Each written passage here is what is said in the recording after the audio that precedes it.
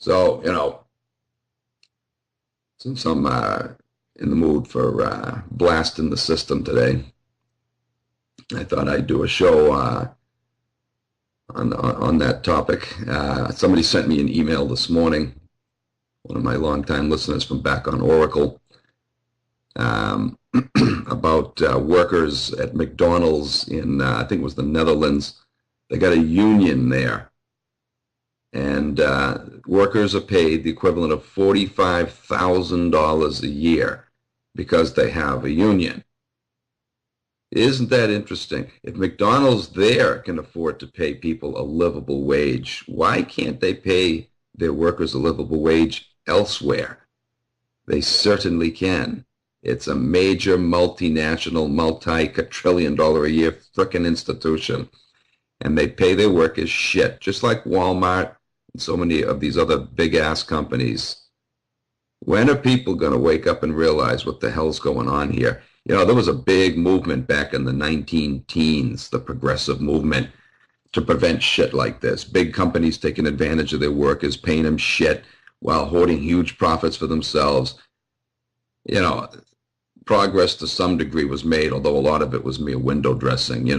For example, they got the work week lowered to 40 hours a week, which is really where they wanted you in the first place. They raised the level so high so that when you fought to get it lowered, it was still higher than what it should be. But nevertheless, some leeway, some headway was won with the progressive movement. Improvements were made, worker conditions, child labor laws were passed, blah, blah, blah. But let me tell you, folks, we've almost come full Fargan circle from where we were, at that stage, late stage of the Industrial Revolution. We're almost back to where we were before. People think, those days were horrible. It's a good thing we've made so much progress since then. Have we really? Have we really? We're going backwards. Backwards. In a lot of ways, we're actually worse than we were then. The degree of money hoarding is far worse than it's ever been before. As of a few years ago, and I'm sure it's worse than that now, but as of a few years ago, official government statistics show that, roughly 40% of the nation's wealth is hoarded in the hands of only 2% of the population. I'm sure it's worse than that now. And of course, their statistics lie, so we could probably say it's more like, 50 or 60%. Maybe 70 or 80, who knows? When you look at all the homes that have been seized, stolen, the jobs that are being lost, it's probably hell of a lot worse than that. Every day it's still going on. People losing their jobs, losing their homes. So I thought I'd talk about that today. But anyway, before I get into that, I knew it was inevitable. I mentioned this, last week or something. On that other network.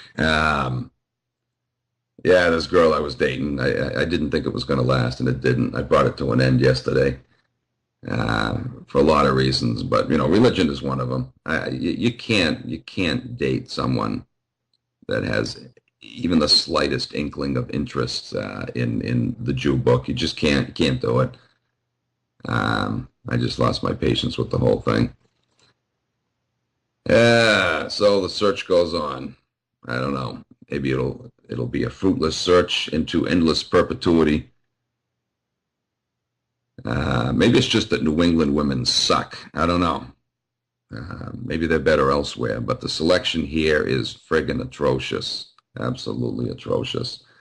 Anyway, so I titled this topic, The Rat Race. And that's what it is. Every day, people are forced, whether they like it or not, to participate in the rat race. It's an endless uphill climb that you got to constantly watch your footing with, because you'll create an avalanche that'll come crashing down and crush you. Even though you're going by the rules, you're working your ass off, you're operating within the narrow confines of the system, thinking it's going to get you ahead, and it almost never does for most people. Unless you're well connected or you got a Steen or a Berg at the end of your name, you're not going to get ahead. No matter how much you work your ass off, no matter how much training you get or schooling you get, money you shell out for that schooling, time you dedicate to it, you're just not going to get ahead unless you have a good pair of lips for kissing ass. That's it. And, some brown shoe polish to shine your nose up won't hurt either. It's unbelievable. And it's high time we turn the tides on this one. Something has got to be done, ladies and gentlemen, because as bad as it is now, it is only going to get worse. Much, much worse. They keep telling you, since the early 90s, I've been seeing quite a few books out on this, because that's when the shit started really hitting the fan economically. Even Clinton got up. I remember watching, he was giving a town hall meeting once, and he's telling people, there's nothing we can do now that, now that the ball is rolling in this area. Times are changing, because people were asking him, what's going on? People are losing their jobs. We don't have, an industrial base in this country anymore. And he's shaking his head in despair, basically telling them, well, there's nothing we can do. This is the trend. All I can advise you is go back to school, get training in a new area. As you lose your jobs, you're just not going to find other jobs in that area. Of course, because he was helping to facilitate the mass hemorrhaging of your jobs overseas. That began right under the WTO. Started in, 1995. With his blessings.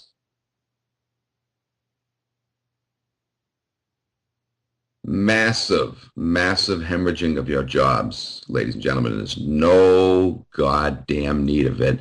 The job of government, if you had a legitimate government, would be to prevent that type of thing from happening, to raise tariffs, to protect jobs here. That used to be how it ran. Today, they've gotten rid of tariffs and have put the tax burden on you, the worker. You want to screw a nation, there's no better way than to screw the middle class. And that's all this is about. Obama's little health care plan, ultimately, the bottom line, the most important agenda behind this for the elite Jew bastards that created this whole fucked up system, the main agenda behind that is to screw the middle class. The only beneficiaries are the ultra-rich at the top, the elite Jew pig scum of the earth, and the ultra-poor at the bottom. The middle class gets the shafting because they get the bill for it all. Their taxes are going to go up. They're going to get even less to take home for their 40 hours, or in some cases 50, 60 hours of hard labor that they have nothing to show for, because their taxes increasingly go up, the cost of living increasingly goes up. They have nothing to show for it. It's all by design. They create the problem. In this case, high cost of health care. They create the problem. And then the solution they propose is to fuck the worker more by making them work harder for less. And in the meantime, they're taking away the jobs that pay a livable wage and replacing them with 20-hour-a-week goddamn jobs at substandard wages. You gotta love it, man. And then they flood the country with illegals to work those low-paying jobs. Holy goddamn shit. And this is being done all at the hand of the government itself on behalf of their pocket-stuffing buddies on Wall Street. Look at this system. You wonder why Jews have been thrown out of so many countries down through the centuries? Look around you at what's happening to your country. This is why. The same shit that they've pulled over and over and over again through the centuries, they're doing to us right now. I can't emphasize this enough. I will continue to repeat this point over and over again on this show.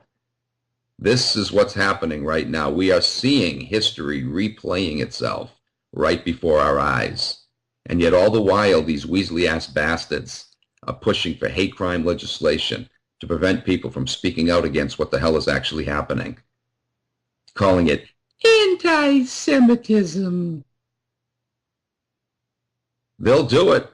Unless people wake the hell up and put a stop to it, they will do it. They don't quit. Oh, they might fail 599 times, but that 600th time they hope it will work. And if it doesn't, they'll try 601, 602.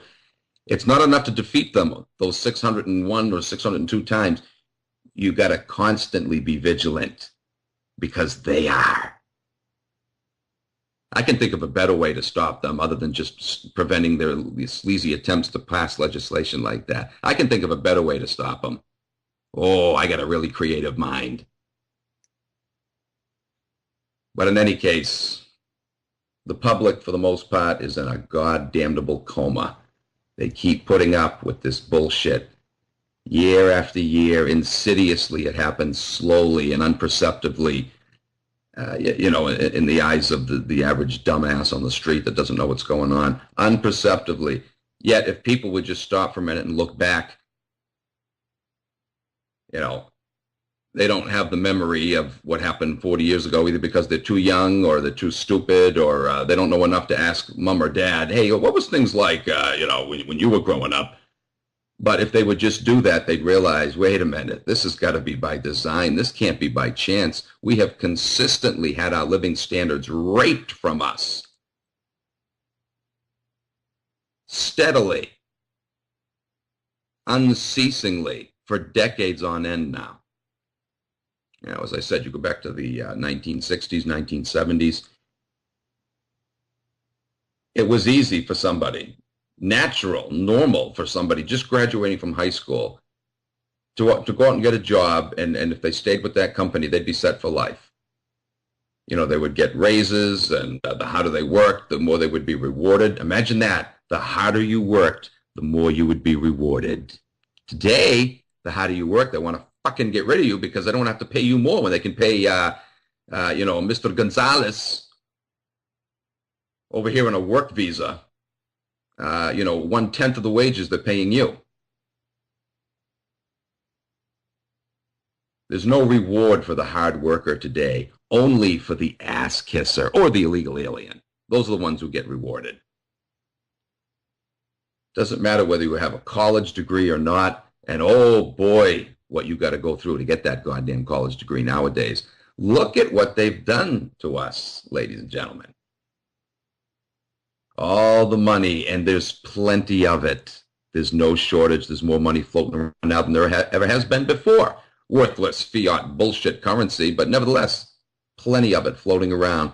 But it's all been hoarded in the hands of you-know-who, Joseph and his buddies that he brought over to rape us in the midst of the famine. The same old template being followed. There apparently was an actual Joseph in ancient Egypt. I'll do a show on that sometime. I've talked about it in the past on Oracle in some, little bit of detail, but going to return to that subject. A lot more to be said on that. It's the Joseph plan that's being followed here. Rape and pillage. That bimbo I dated there. She was telling me one time a few weeks ago, how she went to a Bible study and they were talking about Joseph. I couldn't keep quiet. I'm like, do you know the real story behind him? Did you ever actually read it? Instead of letting your pastor who's conducting the Bible study class tell you what the story's about, did you ever actually read it? And she admitted, no, I don't really read the Bible. This is how it is with most Bible believers, folks. They don't read the goddamn thing. They assume that the story that's being told them is the story that's actually in that book. Oh, they glamorize and glorify these people. They hold them high on a pedestal as though they're so respectable. And the great Joseph, God blessed him. He was such a decent man, a godly man. They don't even read the thing to see what a filthy piece of shit bastard the guy was. Raped Egypt clean on behalf of himself and his friggin' elite Jew pig buddies. I mean, the book itself will tell you that. You just read it. The Egyptians were in extreme want, it says, while Joseph was blessed by Yahweh, and him and his Yahwehshan buddies all lived in great abundance, it says. Well, that's America today. The Josephs on Wall Street are living abundantly while everyone else is in desperate want.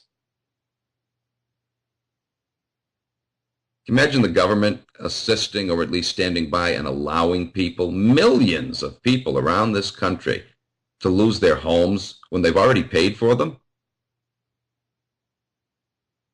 You know how many times I've heard this? I'll tell people, doesn't that suck?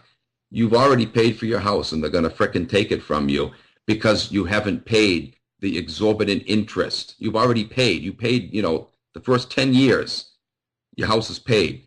It's the last 20 that you're paying interest. But they'll say, oh, no. You start by paying the interest first. It's not until the last 10 years that you're paying the principal. And I look at them with my head cocked and my jaw dropped to the floor. Are you frickin' kidding me? They fall for that rhetorical bullshit. Just because they say that you're only paying the interest the first 20 years, people fall for that.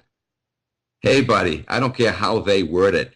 If you bought a house 20 years ago, or 10 years, whatever, back in the 90s, 20 years ago, 15 years ago, if you bought a house for, say, $120,000, you could actually buy a house back then for that. If you bought a house for $120,000, and over the next 10 years, you paid out $120,000, you paid for that fucking house, okay? They could say that, no, you're just paying the interest. Bullshit. You borrowed from that bank $120,000. 10 years later, you paid back $120,000. You paid for your house. There's no way that they can come and take that fucking house just because you can no longer afford it because they jack the interest rate up on you. There's no way they can take it. But yet, here's this corrupt piece of shit, delete you pig bastard run government of ours, sitting back and letting the banks seize it, or if you give them trouble, they'll send the friggin' troops in and take it for them when you've already paid it. Oh, America, can you get more gullible than how you are right now? Oh, there's a lot of other gullible people around the world too, but when it comes to this one, they must look back in amazement and marvel at how people can allow this shit to happen. There used to be a time when Americans stood up against this kind of shit. Not anymore. There used to be a time when people would put their foot down, like the old Ludlow massacre. Oh, I wish I lived back in those days. People had balls back then. Not anymore. Not anymore. As they're getting shafted, they bend over and spread wider and lube up to take it some more and some more and some more, sending a message that you can keep screwing me, up the ante all you want. I'm not going to do anything. I'm not even going to say anything about it. Why, that might upset someone. I might be seen as a hate crimes perpetrator. Anyway, it just really pisses me off to no end. It jerks my turkey to look out and see what's going on. None of this stuff right now is particularly affecting me. The mortgage foreclosure, I'm not in danger of that at this stage of my life. The exploitation of the workforce, it's not really, fortunately, affecting me. But it doesn't matter. I see what it's doing for others around me. Well, what's affecting me is the cost of living going up and the dollar not spreading, as good as it used to. That's affecting everybody. But, overall, I can't complain for myself personally. But that's not the case for most people in this country. Most people in this country. And, I personally can't live in peace when I know that that's going on for most people. Unfortunately, most people aren't that way. Most people in this country today, they've been victimized by the bullshit propaganda into not caring about others. As long as they're all set, it doesn't matter.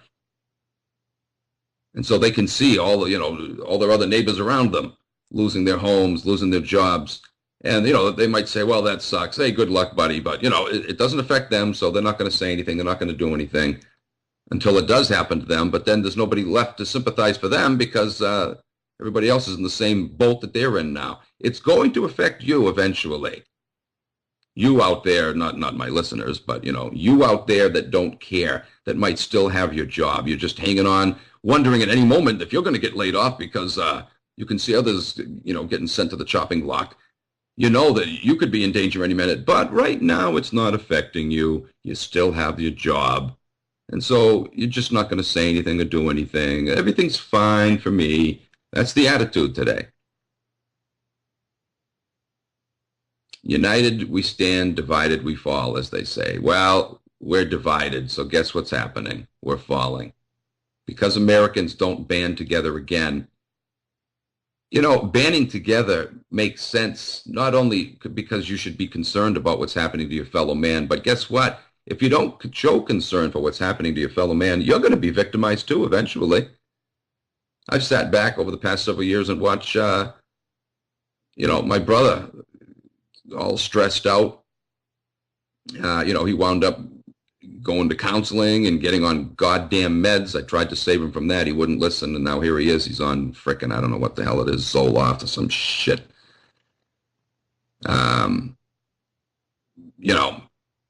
He just doesn't know any other way and won't listen to any other way. But he's on it because of the stress that he's faced, for the past several years, wondering if he's going to have a job tomorrow. He was with this company, this computer company, big company.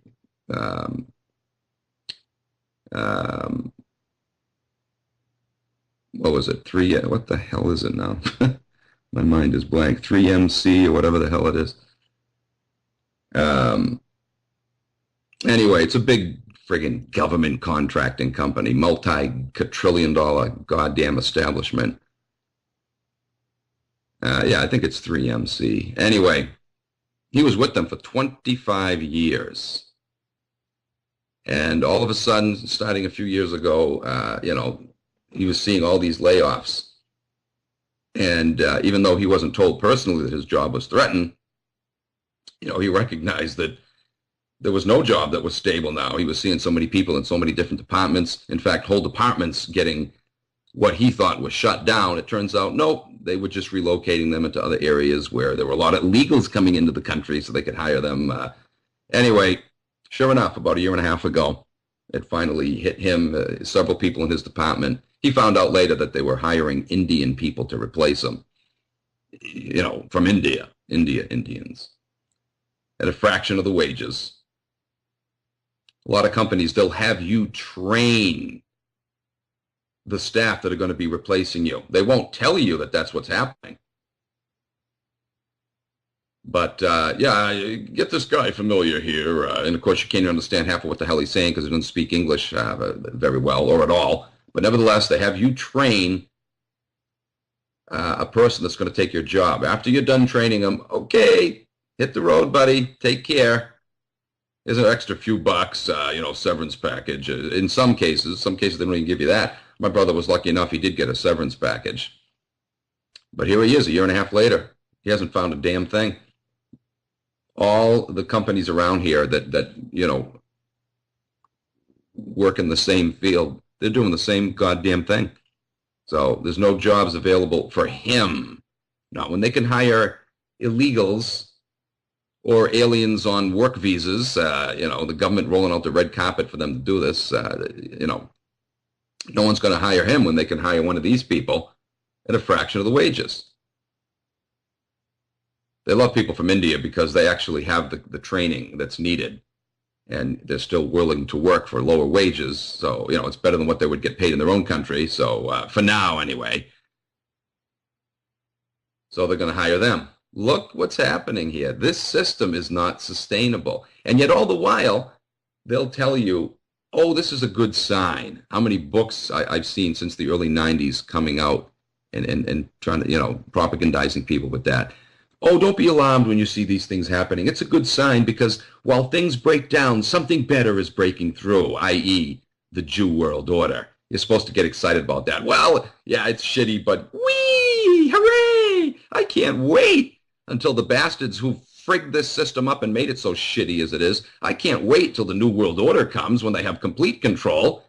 These same unscrupulous, evil bastards that are raping and pillaging us now are the ones who are going to create the New World Order that they're telling you to look forward to. That's the good thing breaking through. The very people that are screwing you now will be the ones totally controlling everything then, and you're supposed to get excited about that. Oh, it can only get better from here, can it? That's the message they want you to walk away with. And if you don't get that message, well, we'll have to send you to anger management classes. They talk about people going postal and you know, going to their former workplace and shooting people up. I don't advocate it, but quite frankly, I'm surprised it doesn't happen more often than it has. It's quite rare. Even now, with all that's gone on, it's very rare. Well, maybe it is happening more, and we're just not being told about it. I don't know, but I haven't heard too many instances of that over the years, just a few here and there. I'm shocked this doesn't go on a grander scale. Maybe it's the Prozac.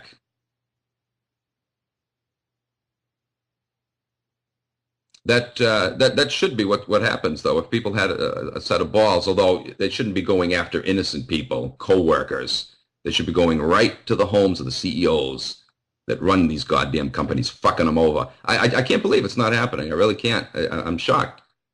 But then again, I'm not shocked because look around you. Look at the apathy. Look at the mindlessness. You try to tell people what's happening, and most of the time, they don't even give a shit. They don't want to hear it. Oh, I don't talk about politics or religion.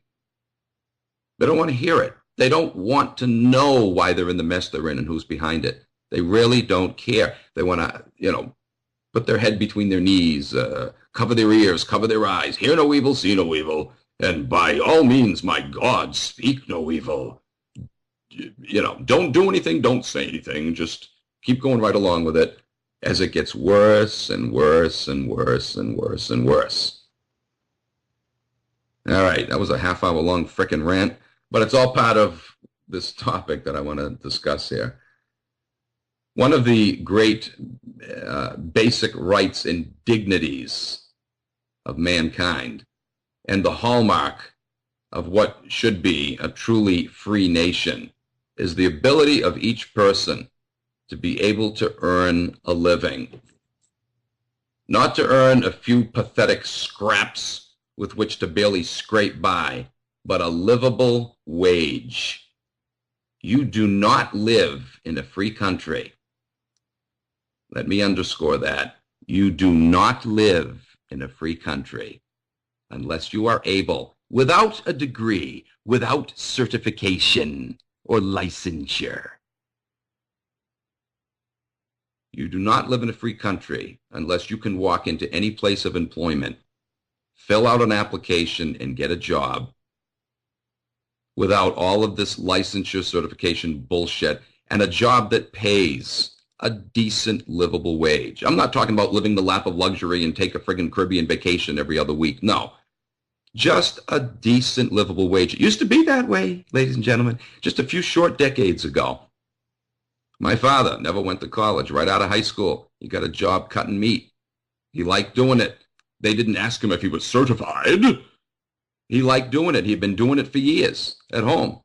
He already had the skills. He went there. He might have had to been shown a few things, but, you know, he picked up on it very quick, learned how to use some of the new equipment he wasn't familiar with, but bang, he was off and running with it.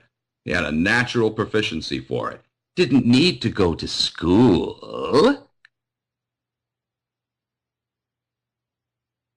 Even when you go to school and you apply for a job, you still have to be trained. It still takes several weeks or even months or whatever until you get really familiar with the job, and now you can go off and be independent with it, even with the goddamn degree. Most jobs are that way, or used to be. We don't have them around anymore available to us, but most jobs are that way. You don't need to go to school. You don't need a degree. If you want to be a doctor, of course, obviously. That requires a tremendous amount of skill. Even though you have a proficiency for it, you still got to, you know, when people's lives are at stake, yeah. And I don't have a problem with doctors making more than other people. Don't have a problem with that at all. They should. The amount of schooling that is required, the amount of skill, training, knowledge that you have to have, the stress that you're under working. I don't have a problem with that at all. But when you see the gap so incredibly wide between the wages of upper crust jobs, most of the upper crust jobs, they're not even, there's no skill involved except how to fuck people. Look at Wall Street. I do have a problem with those bastards earning so much, especially where there's nothing required at all except to be related to the CEO or be his little butt-banging bed buddy or something. There's no skill there. Skill to screw people, and that's really all that is required of you anyway. You go to apply for a Wall Street job. You know how to fuck people without a conscience? Great! Come on aboard, buddy. Just the person we need. No conscience? Oh, excellent. You're all set. You got the qualifications. And you got to love it because when they tell you, you got to have a degree. When they tell you, you got to have your certification, your licensure. They make exceptions to that all the time. One of the guys I went to school with, nice guy, but dumb as a sack of fucking rocks. He got a job teaching when he didn't even major in education. He didn't major in any subject that he was going to be teaching. He was a theology major like me. But after he graduated, he recognized the whole system was corrupt. He never went into the ministry. He applied at a local school, high school, and they hired him instantly because his first language was Spanish.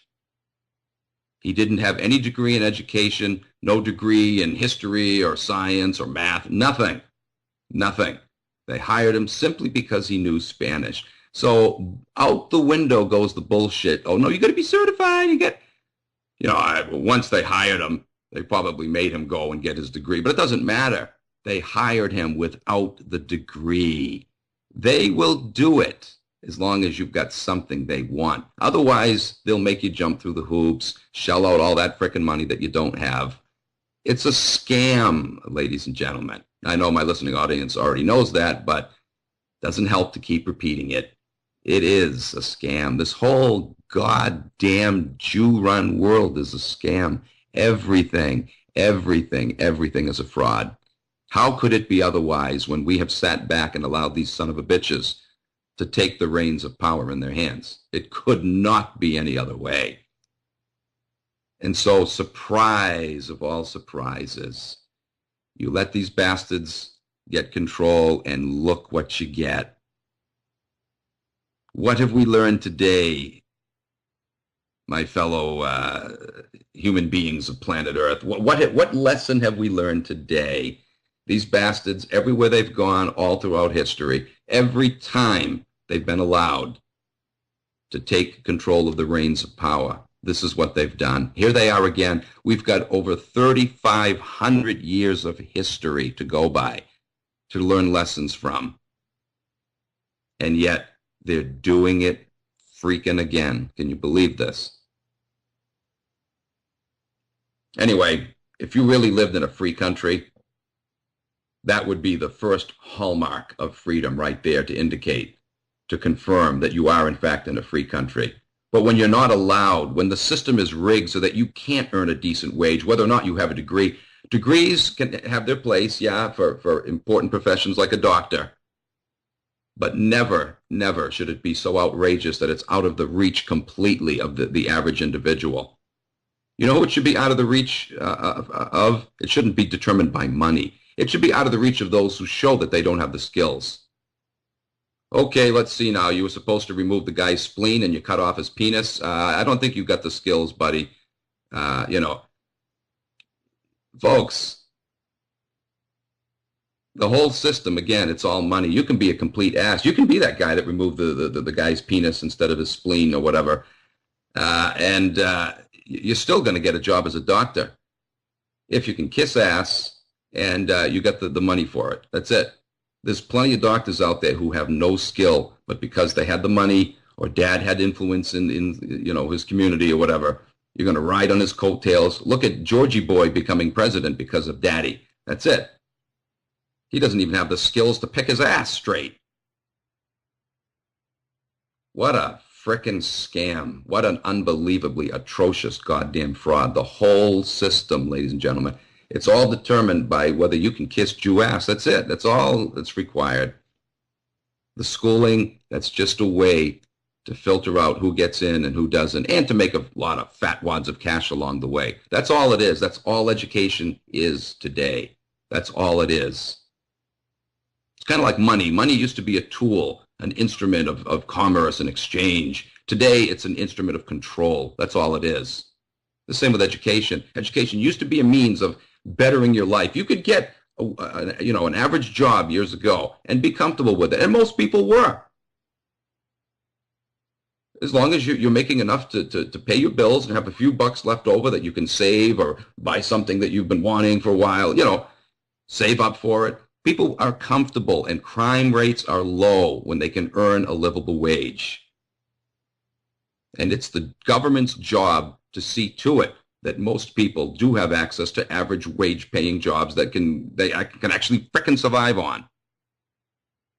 But no, the system today is completely topsy-turvy. It's the very antithesis of what it should be. And yet they still tell you you live in a free country. No way, ladies and gentlemen. Just on that basis alone. No way. Oh, there's other indications you don't live in a free country, a lot more. But just that basic right there having been stolen from you.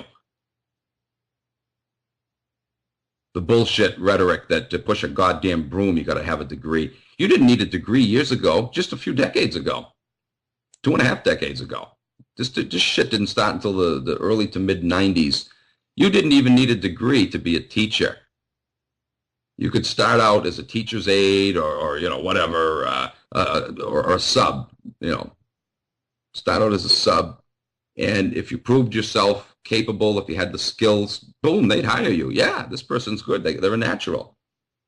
If you had your high school degree, you've already been educated. You can share that, what you learned yourself in school. You don't need to go to college for that. To be a teacher of 3rd, 4th, and 5th frickin' graders. And yet to be a secondary ed major or a elementary ed major,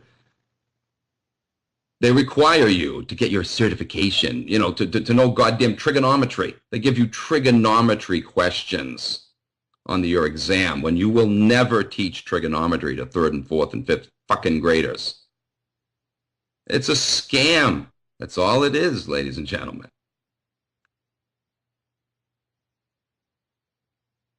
Of course, most of the questions on those friggin' tests have nothing to do with academics at all. I took the teacher certification test twice years ago, and I'll tell you, it's a goddamnable, frustrating fraud. I was in line to take the test, waiting. They had the line backed out all the way outside. And there was this one woman in front of me. She had a master's degree in teaching.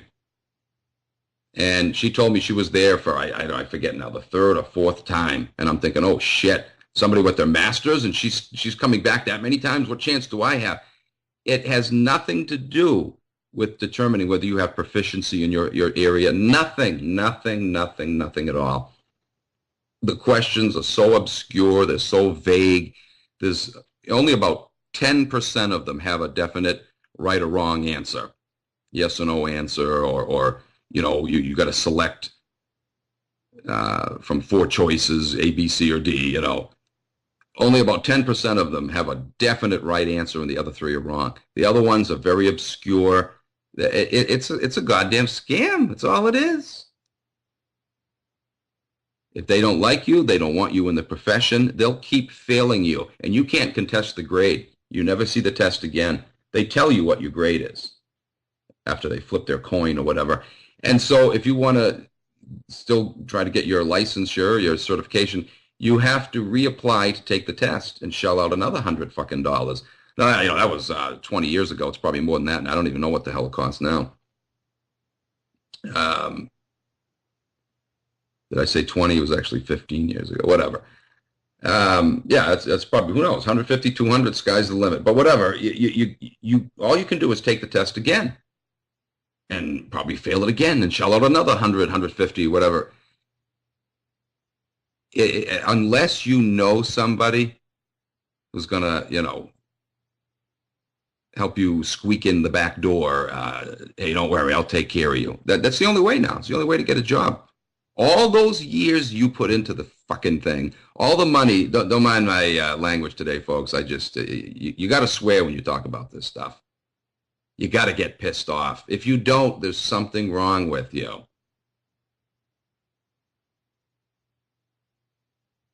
Anyway, only when you can, walk into a place, an average place of employment, fill out an application and get a job, only then do you have freedom. Otherwise, there is no freedom. And that job needs to be a decent, livable wage paying job. Today, again, they hire you below minimum or below minimum wage. Most of the jobs out there, it's friggin' disgusting. Kids are making now out of high school or in high school, or trying to work their way through college. They're making what I made back in the mid 80s when I graduated from high school. That's what they're paying them. It's unbelievable. Maybe $1 more or something, it's out of high school. I happen to have I got a, pretty decent paying job, a little higher than most others, but still, it doesn't matter. They're making the same that I did, or maybe $1 more an hour or something. 30 years later, oh shit, I hate to even say that, that's scary. 30 years later, and jobs are still paying about the same as they were, and yet the cost of living has soared since then. Soared. As I said before, if wages kept up with the cost of living increase right now, minimum wage, minimum would be between $25 and $30 an hour, which means the average wage paying job should be $45 to $50 an hour. That you could live on. And how much better you could live on that if there wasn't this fraudulent illegal income tax bullshit right out of the communist Jew-created manifesto, being imposed on us. The wage tax.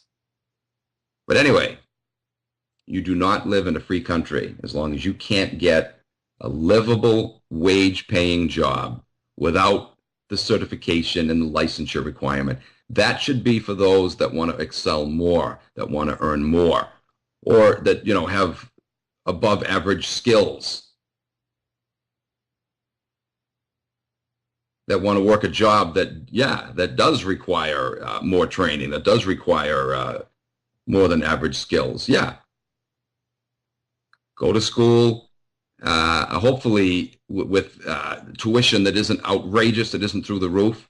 Tuition for any field should be within the reach of the average worker who wants to get ahead, who has, some free time where they can work and still go to school and not be required to take ridiculous bullshit courses that are never going to be beneficial to them in their field. There should be no educational, requirement beyond 2 years, except for the, maybe the medical profession. At least 4, 6, whatever. If you're going to be a surgeon, 8. You got to have a long time there. You got to, observe. You got to be watched, very carefully to make sure you have those skills, to make sure you don't frig up. I'm all for, requiring longer time. For doctors, for surgeons. It's a very important job, a life-saving job, but it could be a death-instilling job if you don't know what the hell you're doing. Maybe not 8 years if the person shows from early on, wow, this is a natural-born surgeon. This guy has what it takes. And, if that's something that you've been studying all through, your early life, now you're in college, whatever, and you show yourself to have a workable knowledge. Yeah, okay, we don't have to have him go the usual 8 years. We can cut him down to 5, maybe 6, But no, it's the same for everyone. No, it doesn't matter how extremely talented and intelligent you are. We're going to still make you go through these hoops and require you to go 8 years, 12 years. It's freaking ridiculous. But my point is, it should be a standard cost for whatever field you want to go in. If it's a field that requires more skills, more knowledge, it should be the same cost for whatever field it is. That's all there is to it. You shouldn't have to pay an exorbitant amount of money, only if you have to go for more years. But the amount you pay per year, it should not be exorbitantly higher for one field. That's all designed just to keep out the masses, only allow a certain few, i.e. the politically correct few, that can be controlled and can be trusted to keep their mouths shut about the corruption of the system they might encounter and discover. It shouldn't be out of the reach of the average person, folks. Anyone, if someone is born in a poor home who might have talent to become a doctor, they shouldn't be kept out of that profession just because they don't have the money. See my point? You see what a scam this is? The system is set up so that only if you are from an affluent family, only if or an ass-kissing family, are you going to get a job. Only, if you have the money, are you going to get that degree so that you can get that job. You could be a shitty doctor with no talent, no, exceptional skills, no intelligence, how screwed up is this? And there are. They call them quacks, and for good reason. There's a lot of doctors out there that are absolute quacks. Then there are those who might have the skill and the intelligence, but they don't give a shit. They don't care about you. Oh, they're more likely to get a job than anybody else. Isn't that frickin' scary? What a scam. There's a lot of doctors out there that don't care about their patients. That should be a requirement. Sorry, buddy, you got the skills, but you just don't care about people. That's a scary thought. I don't want you on my team. Nope. As long as you got those credentials, your portfolio is all tidy, your resume.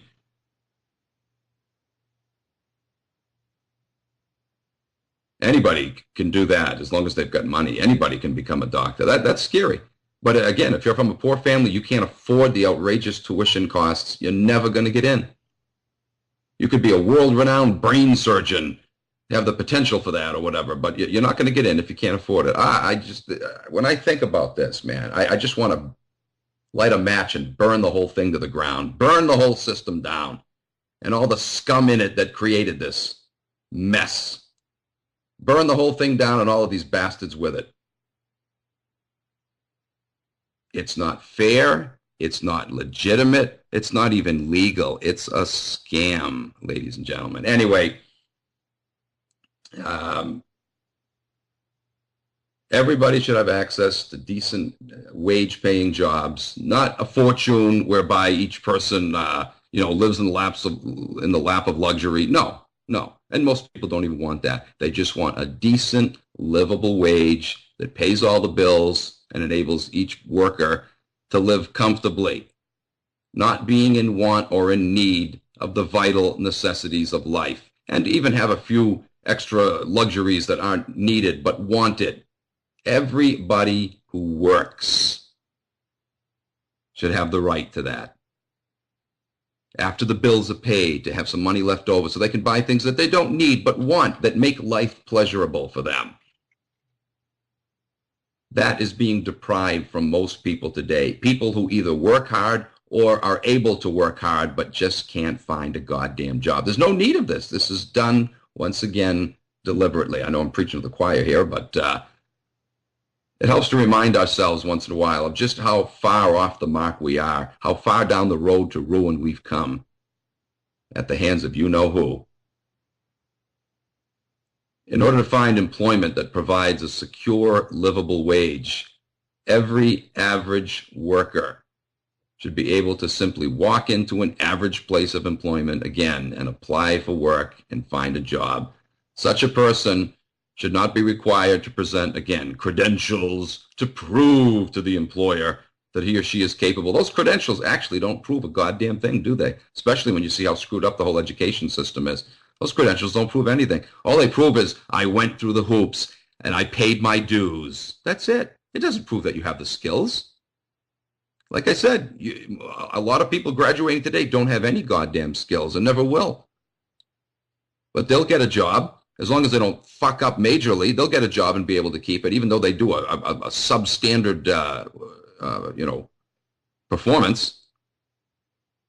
They'll get that job and they'll keep it because they have the credentials, and they'll proudly hang their plaques up on their wall in their office when it doesn't mean shit. And then on the other hand, you got poor Joe Schmo pushing a broom because he just doesn't have the finances, and they're too far out of his reach, and he's not well connected to ever get the finances to go to school. He has the talent. He would make a great surgeon or whatever, if he could afford to go to school, but he can't. So he's going to bust his ass the rest of his life and have nothing to show for it. What a monkey-rigged system.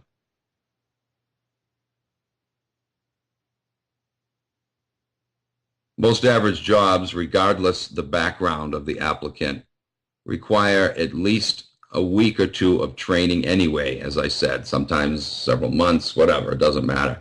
Even if you have the degree, they're only going to train you. And what gets me is, again, when you get the degree, that's not enough anymore. They keep adding new requirements.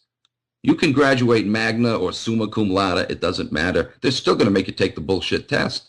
So my question is, if the test is what determines whether you get your certification, why go to school at all?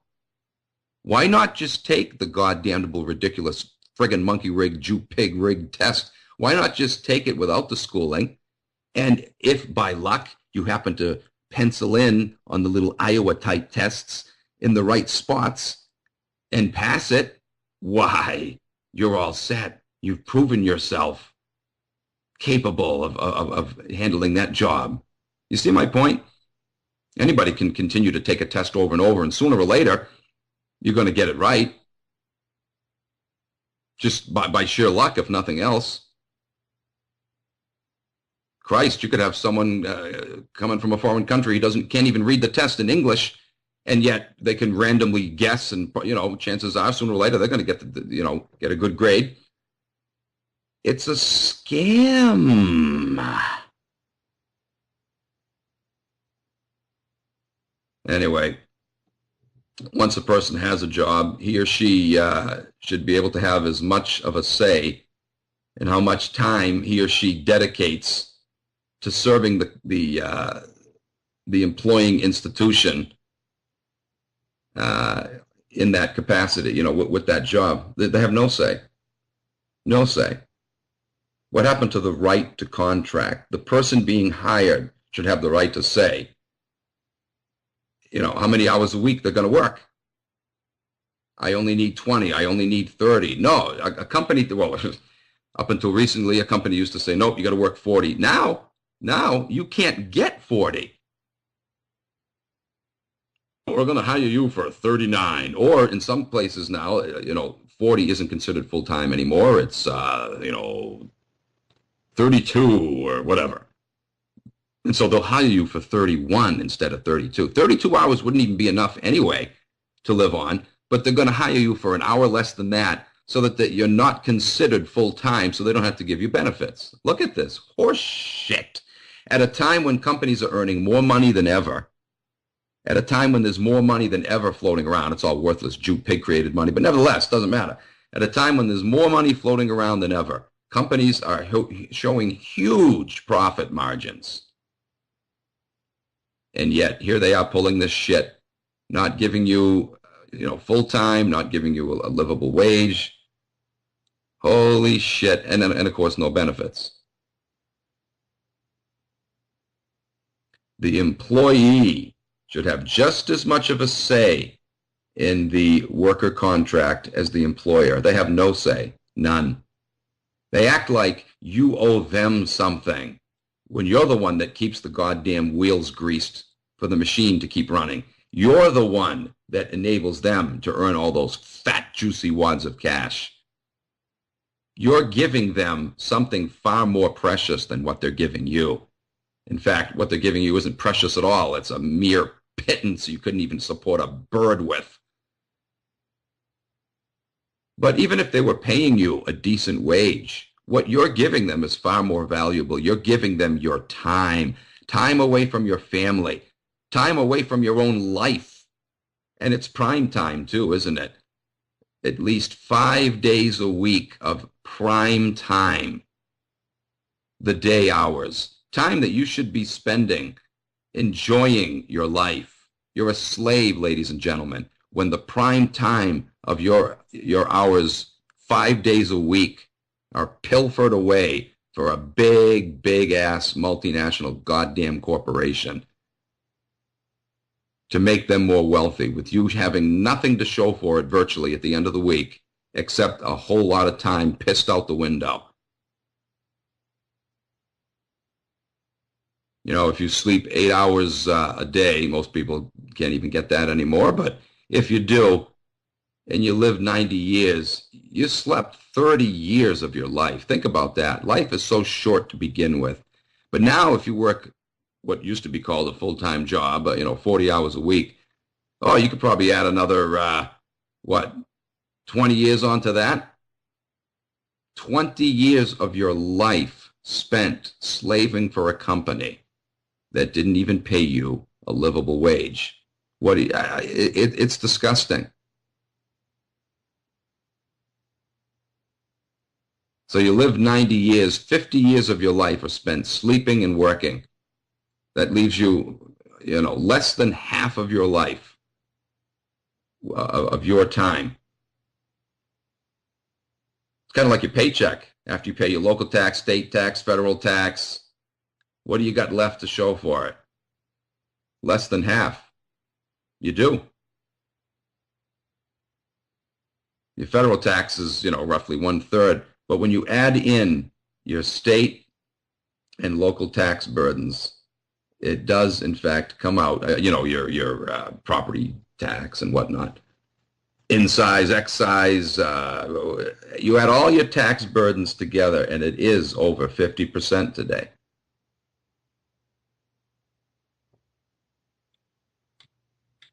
Anyway, again, the employer might be, providing wages, but the employee is providing something far more precious. Like I said, his or her time away from your family, your kids that need you there, that need your guidance. Things go on you have no idea about until you get home. And, why didn't you call me? Well, I didn't want to disturb you at work. Parents miss out on a great deal of important time that they should be spending with their kids, especially today. They're forced to work second job, overtime. They don't see their kids until 5 minutes before bedtime. Mom might get home just in time to make dinner and then get them ready for bed. Who's raising their kid? This is all by design. The state is. The state, through the state-run school and then through the, the daycare. A lot of kids go right from the school to the frickin' daycare. Because mom and dad aren't going to be around until later. Who's raising your kid? Who's having an influence on them?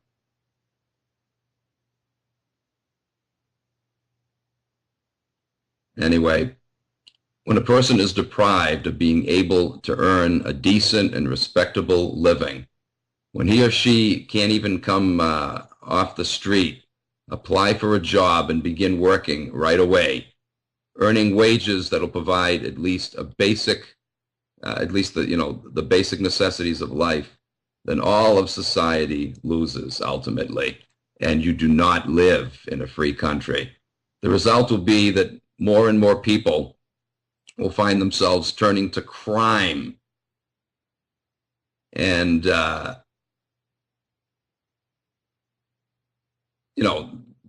that's pretty much where we're at today, isn't it? You're seeing the crime rate go up. Of course you are.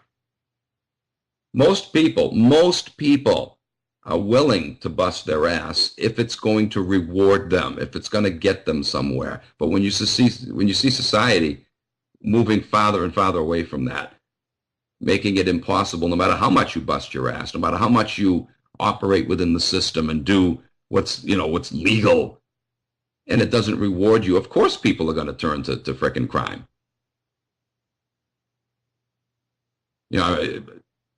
I watched recently the whole series on Hulu or Netflix, or whatever the hell it was, Breaking Bad. I don't know if any of you ever saw that.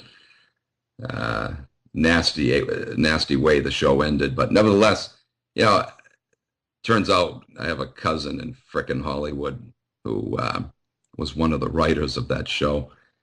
You know, you watch it, and you know, probably the real agenda behind it is, you know, to break down your moral standards so that things like that become acceptable. You know, that's always the agenda really behind these Jew-created, Jew-produced frickin' shows. But anyway, nevertheless, though, you watch it and you come away with the idea that, wow, you know, if I could do that, if I could get away with it, I'd like to do it too. You know, I wouldn't want to be a drug dealer and turn people onto drugs, but the whole idea of beating the system, for those that have ever watched that show, you know what I'm talking about. Basically, the gist of the show was, you know, this guy was a high school chemistry teacher. Well, I talked past the break again, but oh well, whatever. He was a high school chemistry teacher, a very skilled one. You know, and he liked his job, but it just wasn't paying enough for him and his family. But he stuck it out through the years anyway, because there were just no other opportunities out there for him. And, you know, even if they were, they would say, oh, well, no, you need more schooling, you need more. He was more skilled than other chemists out in other professions that paid more money, but they had the credentials. He didn't. He had a family. He didn't have the time to be going to school while teaching. You know how it works. So he stuck taking this lower paying job, busting his ass, and you know, just barely scraping by. It's a scam. You see other people in your profession out there making a lot more money who aren't as skilled as you, but again, they had the money and the time to go to school, so they get the job that he should be getting. What a frickin' scam. Anyway, he wound up becoming a meth cooker. And the main reason he did it is because he was diagnosed with cancer, and he figures, geez, I'm going to probably be dead in a year or so, and I'm not going to have anything to leave my family. I want my family to be financially secure. They should be, after all these years I've worked with someone of my talents. You know, yeah, he had every right to be fed up and disgusted. And he knew he was never going to be able to provide that with the job that he had. So he realized, hey, I got the skills, I got what it takes. I'm going to, you know, create a meth lab. Again, I'm not condoning that. That's horrible, because, you know, how many lives that destroys. But the point is, what does that say about society, though? It tells you a lot, doesn't it? I'm sure that's not the message they want to convey. They want to convey the idea that, you know, there's no moral standards, anything goes. That's all that Hollywood is, you know, is all about, breaking down your standards. But one of the messages it did send, whether it intended to or not, is that this system is a scam. You can't make it operating within the you know, the system. And so, yeah, what do? If you want to make real money today, unless you're well connected and have Steen and Berg at the end of your last name, crime is the only way to go. The only way you can actually make a decent, livable wage. Of course, he went beyond decent and livable. You know, he made multiplied millions, but nevertheless, you're not gonna be able to provide for your family. If something happens to you, they're gonna be screwed, earning, you know, working an average job. It's not going to be enough to support your family. You can't save. Every penny you make goes into bills, and you know, you just can't put money away. It's not enough to provide for your family if something should happen to you. Anyway, so yeah, he turns to a life of crime. You know, I'll tell you one thing, folks. If I knew I could get away with it, oh, I'd knock off a fucking bank or something. You better believe it. One of these big bastard Jew pig-run banks? Yeah, absolutely. If I knew I could get away with it, I would be there. And that's not stealing. They're the ones stealing from us. You better believe I would. You better believe I would. And I think most people in this country, even the ones that don't know what's going on, they would do it too. I'd love to see that. I'm amazed it doesn't happen. Look what happened with the bailout, how we got ripped off trillions of dollars. Isn't it shocking that you don't hear stories of people frickin' knocking off banks left and right, knowing that these are the ones ripping us off? Why isn't this happening? No, all you hear about is phony shootouts at schools and then alleged copycatting of that bullshit. Why aren't people committing real good crimes that are going to benefit you and screw the bastards back that are screwing us? Start robbing banks, America. Ooh, maybe I'll get arrested by Homeland Security for saying that. Well, fuck you. People had real balls in this country. That should be what's happening. That should be what's happening. Rip off the bastards that have been ripping us off. I would cheer that on. Oh, would I cheer that on. I've said it before and I'll say it again. This country has no shortage of psychopaths. I hope someday a psychopath listens to my show and realizes who the real problem is and then knows who to go after. Start a trend. Maybe you'll see a copycat of that. Wouldn't you love to see that? I certainly would. You robbed enough of them, then there's nobody left to pocket feed our little politicians. Now we'll have the bulk of the money in our control, and now we can start stuffing their pockets to do things on our behalf instead. You want to turn your society around. You know, you got to hit below the belt. Who's the ones running society? Who's the ones screwing it up? Those are the ones you got to go after. Follow the money, as they say. Follow the money. Who's frigging us up? Those with the money. That's who you go after, ladies and gentlemen. That's who you go after.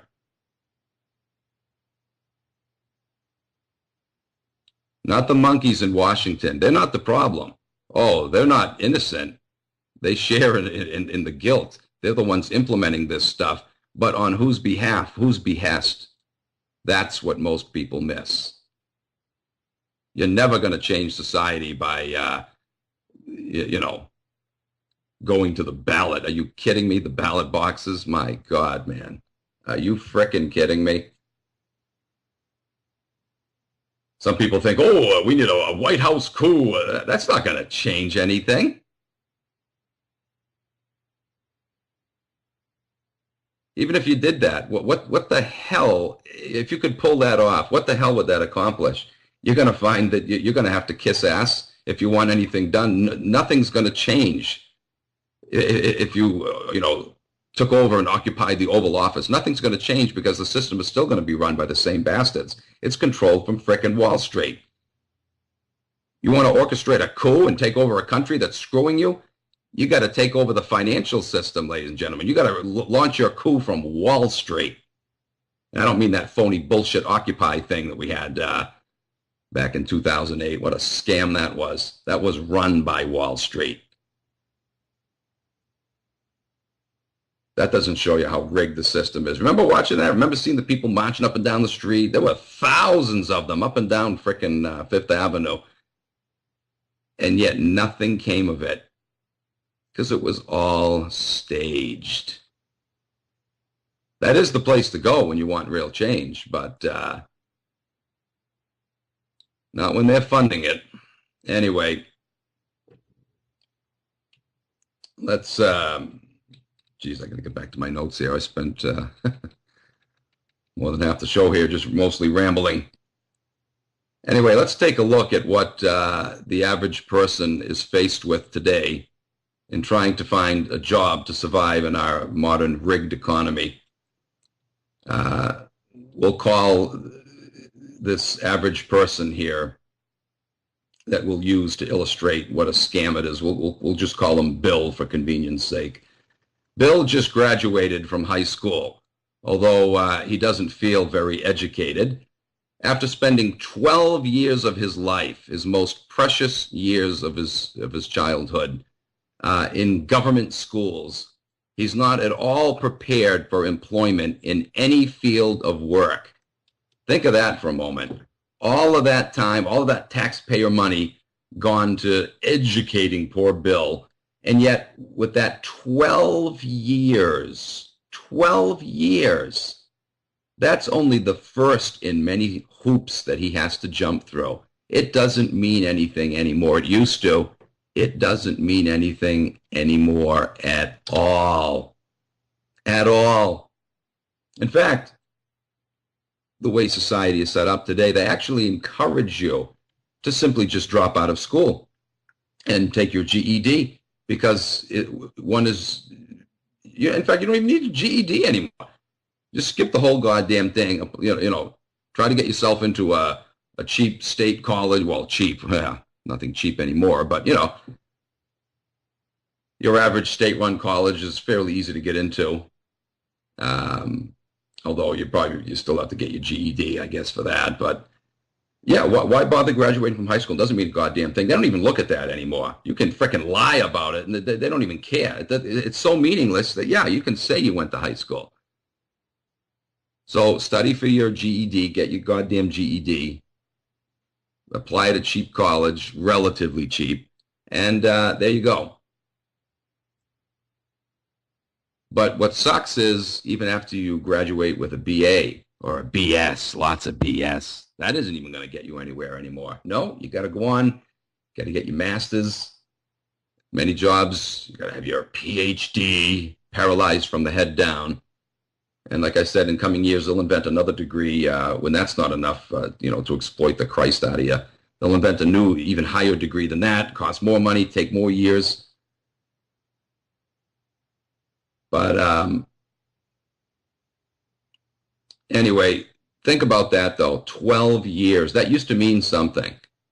You could get an average livable wage-paying job after 12 years of your life were pissed away in the so-called education system.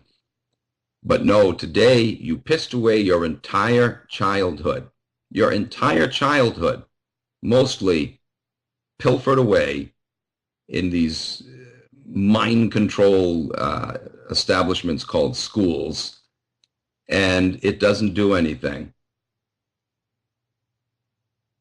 So Bill has to make a choice. Either, number one, he will spend many more years going to school and accumulating a whopping debt in the process in order to get a decent wage, if there's any jobs available after he graduates. But, he won't be able to enjoy it for many years, of course, because he's got to pay back his student loans. So even if he does get the job that he was hoping for when he graduates, again, he's going to be indebted for years to come. Forget buying a house if you're trying to pay off your student loans at the same time. Most people can't do that because most of the time when you graduate from college, only then are you getting a somewhat decent livable wage if there are any jobs available. That's the kind of job you should have gotten when you got out of high school. Now, if you want a job that's above average wage, you got to go on and get your master's or your PhD.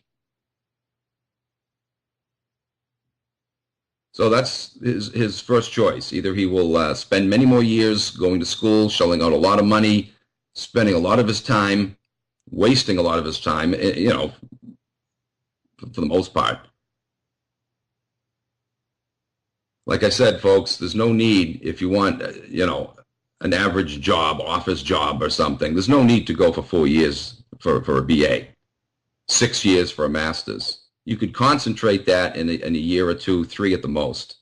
If you took the most important core classes, not all these G suffix, these general classes, absolute bullshit, waste of money, waste of time. Most of the classes I took in college had nothing to do with the areas I was majoring in. Nothing. Oh no, you have to have this many credits, and I was taking classes just for the hell of it, just to make up the needed credits. And if you ever went to school, you know what I'm talking about. It's a frickin' scam. I took a class on frickin' nutrition. Had nothing to do with either of my majors, history or frickin' theology. Nutrition. Did I enjoy the class? Yeah. But I would have preferred not to have to take it, spend all that money and time just so I fulfilled my credit obligations. What a fucking scam, man. Anyway, so there's your options now. You pissed away Bill over here, a little fictitious character. Bill pissed away 12 years of his life, and it doesn't mean a thing. It isn't going to do anything for him. All it did is waste his childhood away. Now he's got a choice. Now you go back for even more schooling. You busted your ass to get yourself through that hoop. Now you got to go back for more, at least 4 more years. Shell out a whole lot of money in the process.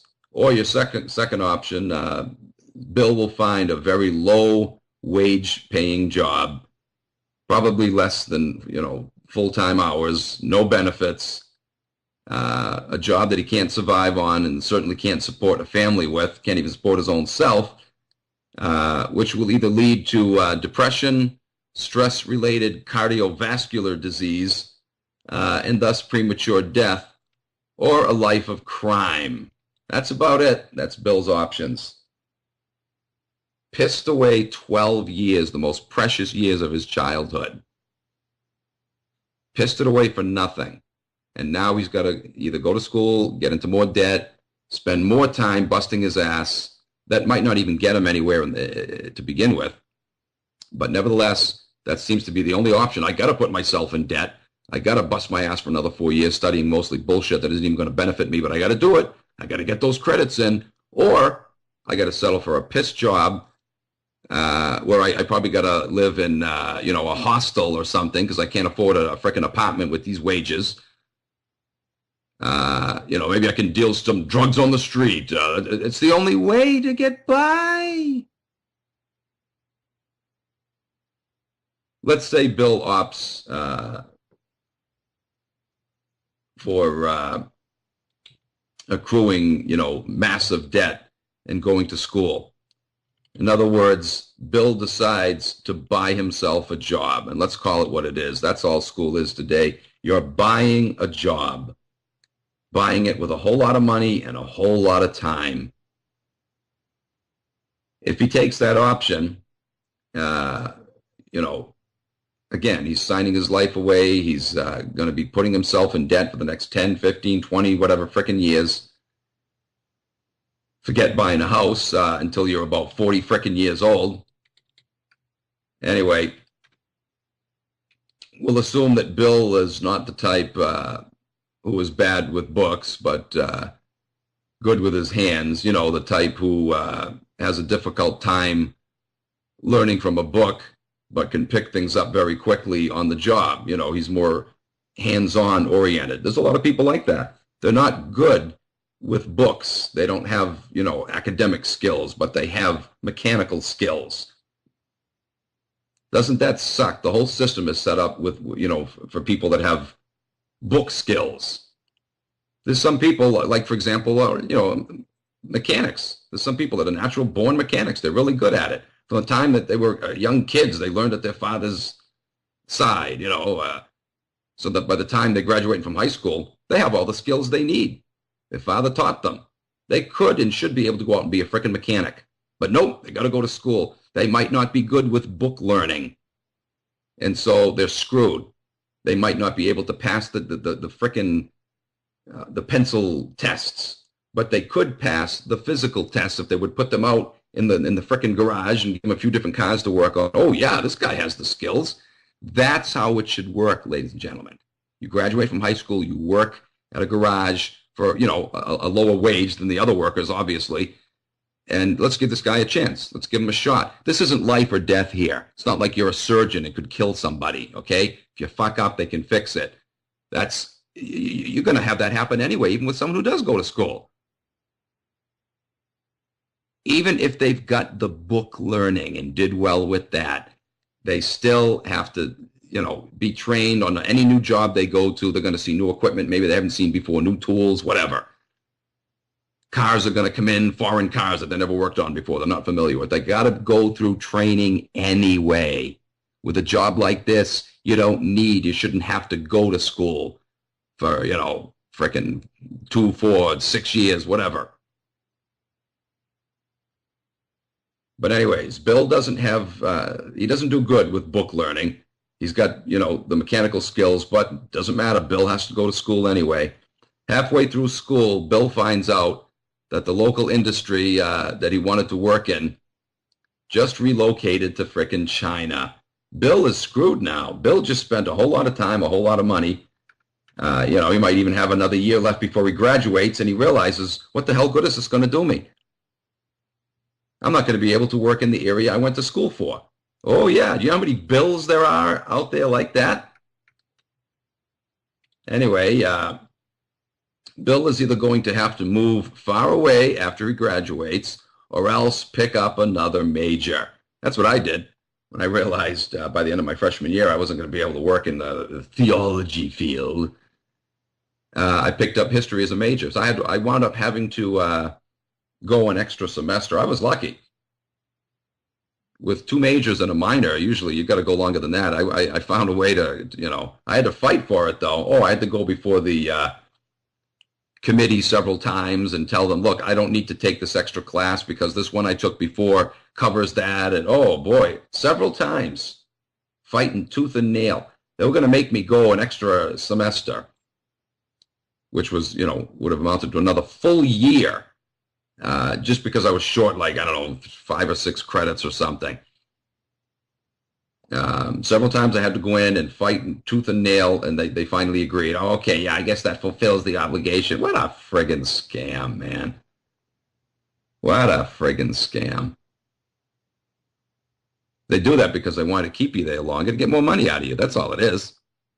Anyway, so Bill is either going to, as I said, have to move far away, go to India or China to get the job he wanted, or else he's going to have to pick up another major. Let's say that he opts for the latter, picks up another major. Now he's going to take longer to graduate and thus wind up in more debt. More time of his life is being pissed away, and it's going to cost him a lot more when he graduates to pay all this debt off. But finally, Bill graduates after, 5, 6 years. This is on top of the 12 he already pissed away of his childhood and the government-run schools that didn't accomplish anything. Nothing. But Bill realized he had to get his master's because the bachelor's, isn't going to get him anywhere. Just like high school diploma, doesn't mean anything anymore. Now a bachelor's doesn't mean anything anymore. So now Bill had to pick up a couple more years to get his master's. Let's add even another year on to that because he had to change his major midstream. So let's say now 7 years Bill has dedicated his life to going to school. Finally, now he can get the job he wants. Unfortunately, though, Bill is in a whole hell of a lot of debt now. All those years of hard work, the 12 going through regular public school, and now an additional 6 or 7, 18, 19 years of his goddamn life are pissed away, folks. But even that isn't going to pay off. Now Bill is greatly disappointed to find out that he can't get a job in his chosen field. The first field he wanted to get into, don't forget, already went to China or to India. But now Bill discovers that he can't get that job because now he's got to go out and be certified. He's got to take a test. So now more pressure is on. It doesn't matter that he graduated magna or summa cum laude, busted his ass and got high grades. Now he's got to pass the test. And what if he doesn't? He's got to take a low-wage, piss-ass job to keep him afloat. He's got to go into default with his loans. He can't pay him back with, an average job right now. He's got to live in a substandard environment, probably in a slummy area of town, risk getting mugged or something, because that's all he can afford right now until he can pass the test. He already busted his ass for an additional 6 or 7 years trying to get his master's after 12 years of government schooling. Look at this. Now he's got to bust his ass and hope he can pass this test. Oops, nope, he didn't pass, son of a gun. He can't contest the grade to see if he got screwed because, again, he never sees the test. He can request to see it, and it won't matter. He won't see the test. He can't contest it. All he can do is apply again. And oops, oh, shit, we're not going to offer that test for another 3 months or 6 months. So now you're screwed for another half year of your life when you should be able to get that job right now because you've proven yourself, according to their bullshit rhetoric. You've proven yourself by going to school, getting high grades, graduating with a 4.0 GPA, it means nothing.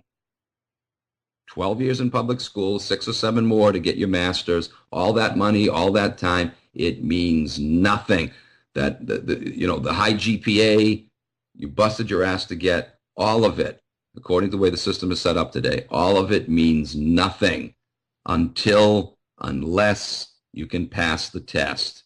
Poor Bill is barely scraping by, even living in a slum section of town. That extra 150 bucks or whatever to take that test, he can't barely even squeeze that out. But he's got to do it. He's got to work some overtime so he can afford to take that test to prove that now, beyond all the proving he's already done, to prove again that he's worthy. Oh, and by the way, after you take the test, if you pass it after the second or third or fourth time, that still isn't enough. Now you have to apply for the actual license. Oh, yeah. After you've paid out the 100, 150, or however many 100 more, if you've got to keep taking the test over and over again, and many people do, after you've shelled out all that money, waited all that time until the test is offered again, after you've gone through all of that bullshit, now you've got to shell out yet more money to pay for the license or the certification. Listen to this goddamn shit. And let me tell you, as time goes on, they're going to keep adding more requirements. They're already talking now. Actually, they've been talking about this for years, at least the past 20 years that I know of requiring 400 hours, in some areas even more, but 400 hours of community service. Some colleges, I think, are already, they're not just talking about it, they're actually doing it. They're requiring you to put all these hours in. You barely have enough free time to have a date with your girlfriend or your boyfriend or whatever, Now they want to take up that little free time you might have when you're going to school, you're trying to work to pay some bills and, pay for your school books, whatever. Now you've got to dedicate piss away time that you're not going to get paid for. This is all voluntary, of course. They call it voluntary, but how can it be voluntary when you're forced to do it if you want to graduate? 400 hours of community service. Oh, but that's stretched over 4 years. That's not a lot. You shouldn't have to do this at all. In an ideal world, you'd like if everybody could donate their time for a charity or something. That would be great. But how can you when they have you so stretched out, so thin? How can you? You don't have any time. You're trying to work. You're trying to get yourself through school. And now they want to have this added onto it. So like I said, you watch, in coming years, they're going to make up more shit. They do it just to oppress you. Run you through the meat grinder. It's incredible what people put up with. And every year that goes by, the more shit they add, the more they see people put up with it, of course they're going to keep upping the ante. This is all by design to grind you into the dust, ladies and gentlemen. Guess who's behind all of this? So what does Bill do now? He takes a job driving cab until he can get his certification. The next test date isn't for another 3 months or whatever, so Bill has to wait. It isn't just from research that I put these notes together on. I did this myself.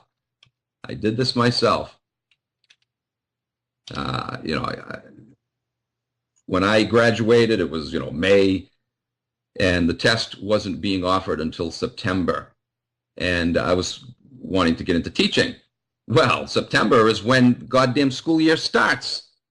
So I was going to have to either find a school that was willing to hire me without my certification, and say, hey, look, it's pending. I got to take the test. And most schools won't do that. Most schools won't do that. Unless you know somebody, you're screwed. Most people do not get that option. So now here it was, and I didn't know anybody, so I didn't have that option. So I had to take a shit job right out of college, graduated frickin' I think it was 3.89 or something. It would have been 4.0, but, well, I don't want to get into that now. It's a long story. I got fucked by this piece of shit professor. But anyway, nevertheless, it was a high GPA, right? Didn't matter. Didn't mean a goddamn thing. The test was not being offered until September. So I was sending out applications like no tomorrow, sending out my resumes, you know. Never heard back from one of those schools. And why? Because a huge bottleneck had been created through this testing bullshit. It had only recently started. You know, the earlier part of the 90s, you didn't have this bullshit. It all came in the early to mid-90s. So it created this big bottleneck where they have, you know, piles and piles of resumes stacked on their desk. So now they can take their time and be selective and pick just the right one. You get lost in the shuffle. So, yeah, all summer long, nothing was forthcoming. There was no sign I was going to get a job. So I had to take this shit low-wage paying job. And the first time I took it, I didn't find out until weeks later. I forget how long now they made me wait. It was quite a while, probably about a month. And sure enough, I discovered, God damn it, I didn't pass. I thought I did. It seemed, you know, they were rinky-dink, stupid-ass questions. But I find out I don't pass. I got to take it again. I don't think they offered it until goddamn February or something.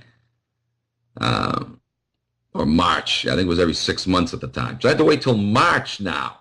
Goddamn March. This is toward the end of that school year. Look at the shit that they put you through. So I applied to take the test again. In the meantime, I'm stuck working this low-wage, piss-ass job, still sending out applications, not hearing anything in response. I take it again. A month later, April, this is just about the end of the school year now. I find out, oh, I did pass it. Great.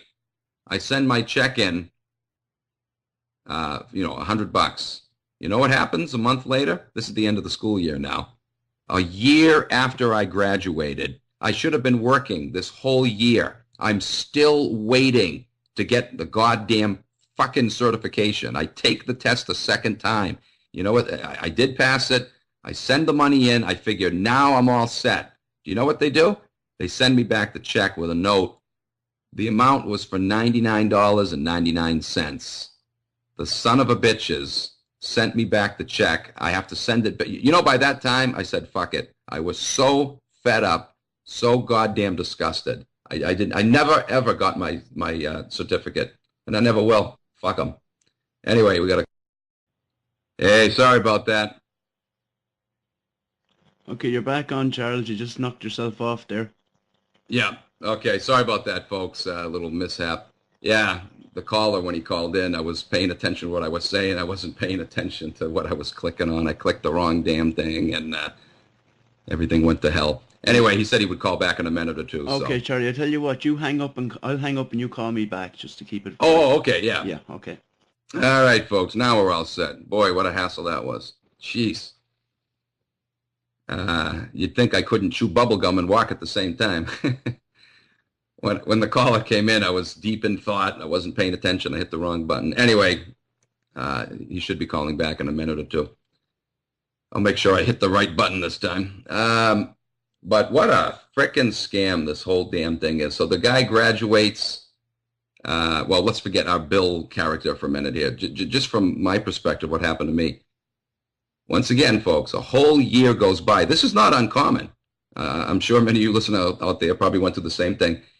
A year goes by after I graduate, busted my ass, got, high GPA, cannot get the job I went to school for because A, the damn test is rigged. I wasn't passing it. I finally pass it. Now I send out by 1 penny I was off.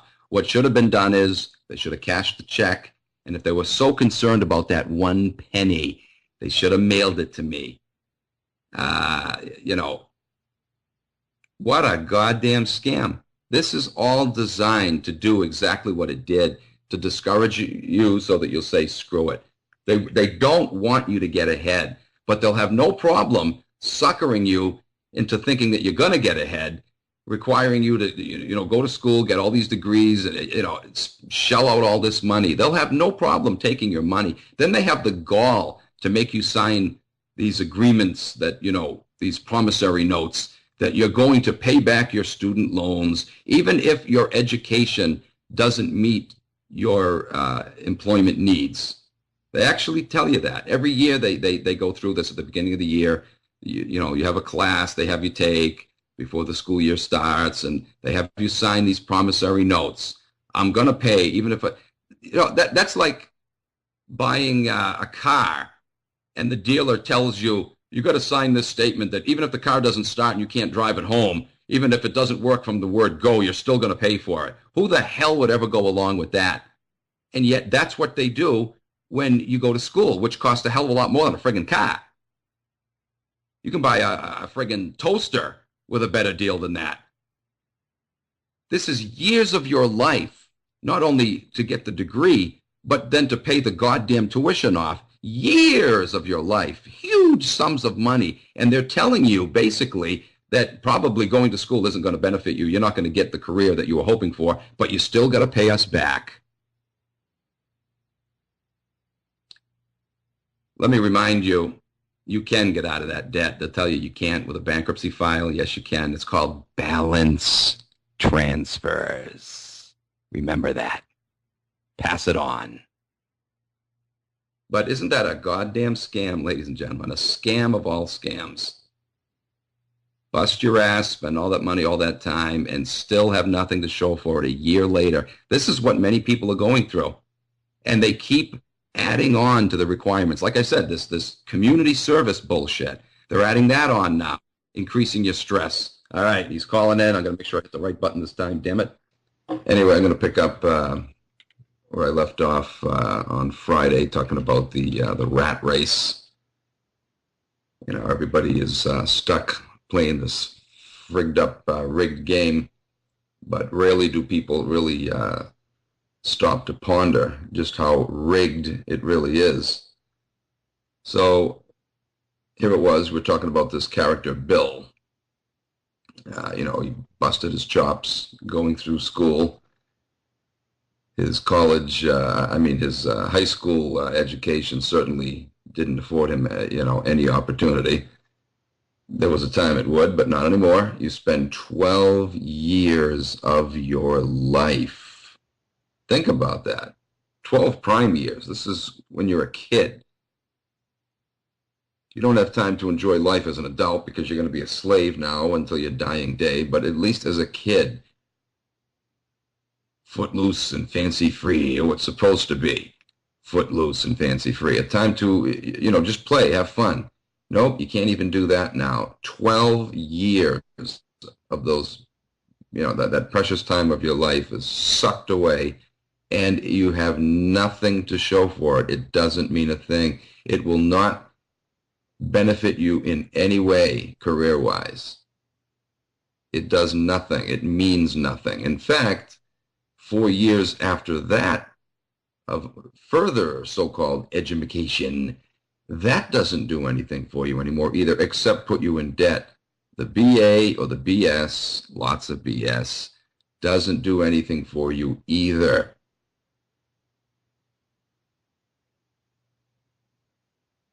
And but it'll cost you a whole hell of a lot of money and waste a whole hell of a lot of time. But for those that are financially endowed enough to afford that, yeah, you got to dedicate another 4 years after those 12. So that's 16 years now that are essentially useless, a waste of money and a waste of time, because you have to today go on another 2 years beyond that to get your master's. That's 18 years of your life wasted away. If you condensed all of those 18 years, if you condensed them down, took out all the BS that you don't need to learn, all the extra credits that you're required to take that have nothing to do with the area of, that you want to work in, if you got rid of all that, you could probably do it, folks, in maybe 4 or 5 years. All those 18 years of schooling, especially if you're not on Ritalin, and you can actually think clearly. you could get that 18 years of education in, yeah, probably about 4 years. That's no exaggeration. But anyway, Bill went through the system, played by the rules, busted his ass, and all it left him with is this huge debt. Bill got good grades in college, but he can't even get the goddamn job he went to school for. And not because the job went to India or moved down to Texas where illegals can take it. No, let's assume that, there is such a job available locally. But Bill can't get the job, even though he graduated with high honors. He can't get the job yet because he's waiting to get his certification. He already took the test once, he failed it. So now he had to reapply, shell out another $100 he doesn't have, and wait 3 months until the test is offered again.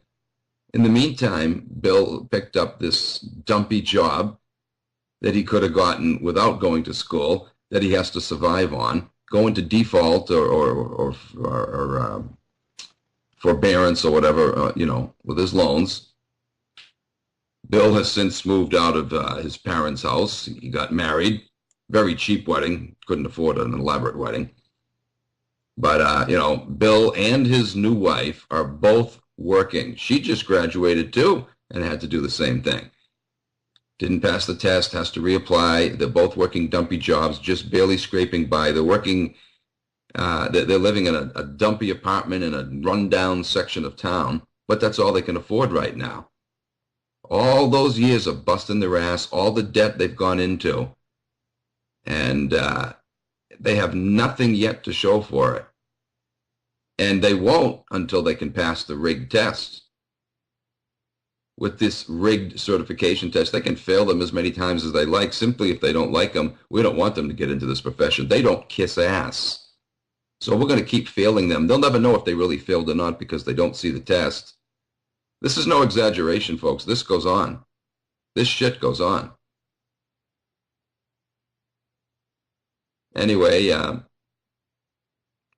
Bill and his new wife find they must dedicate a full 10 hours of their day from Monday through Friday to their employer while yet getting paid for only 8 hours a day. 2 hours of their day are being wasted. Why? Well, you see, Bill and his new wife take a half hour to get to work. A half hour to work, a half hour back. There's 1 hour pissed away. They each get 2 15-minute breaks and a half-hour lunch, which their company no longer pays them for, but yet requires them to take those, breaks. So the actual time that they're there physically at their place of work is now 9 hours. You used to be at your place of work for 8 hours. You did have the 2 breaks and then the lunch break, the 2 15-minute breaks and the half-hour lunch. You used to get paid for that. You were only physically there 8 hours, but because the company was required to give you these breaks, they gave them to you and paid you for them, rightly so, because it's still your time.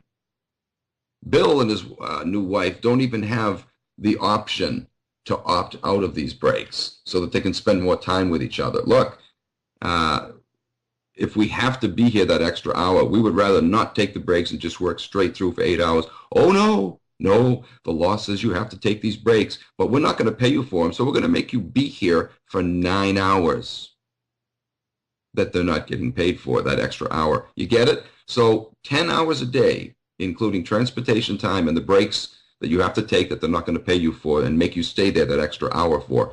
So now 10 hours a day are dedicated to their job, but they're only getting paid for 8.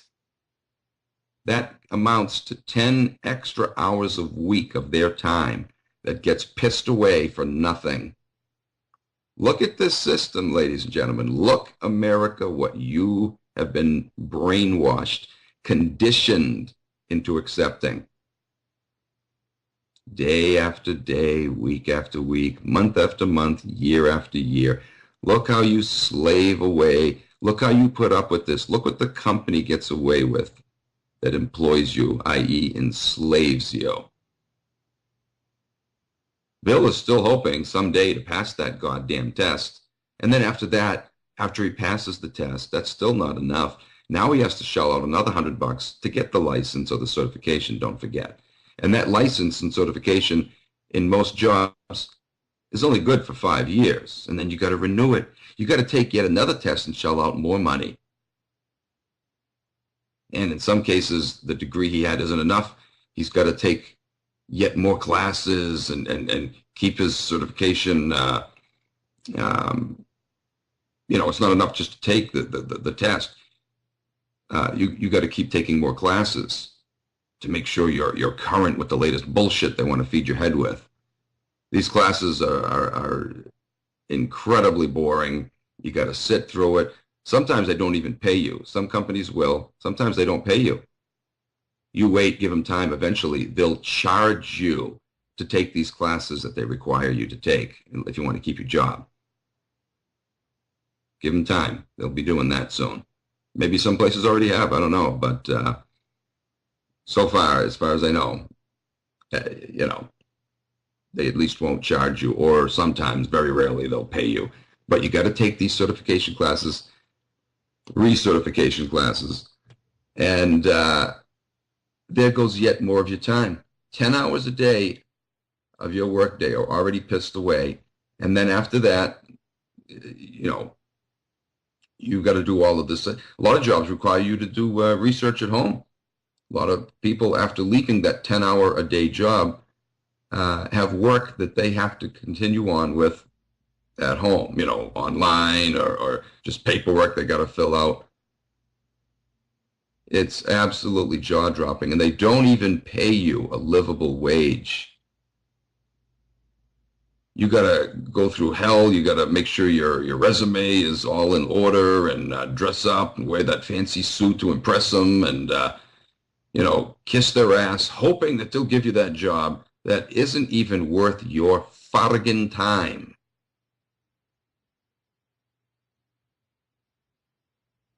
Anyway, by now,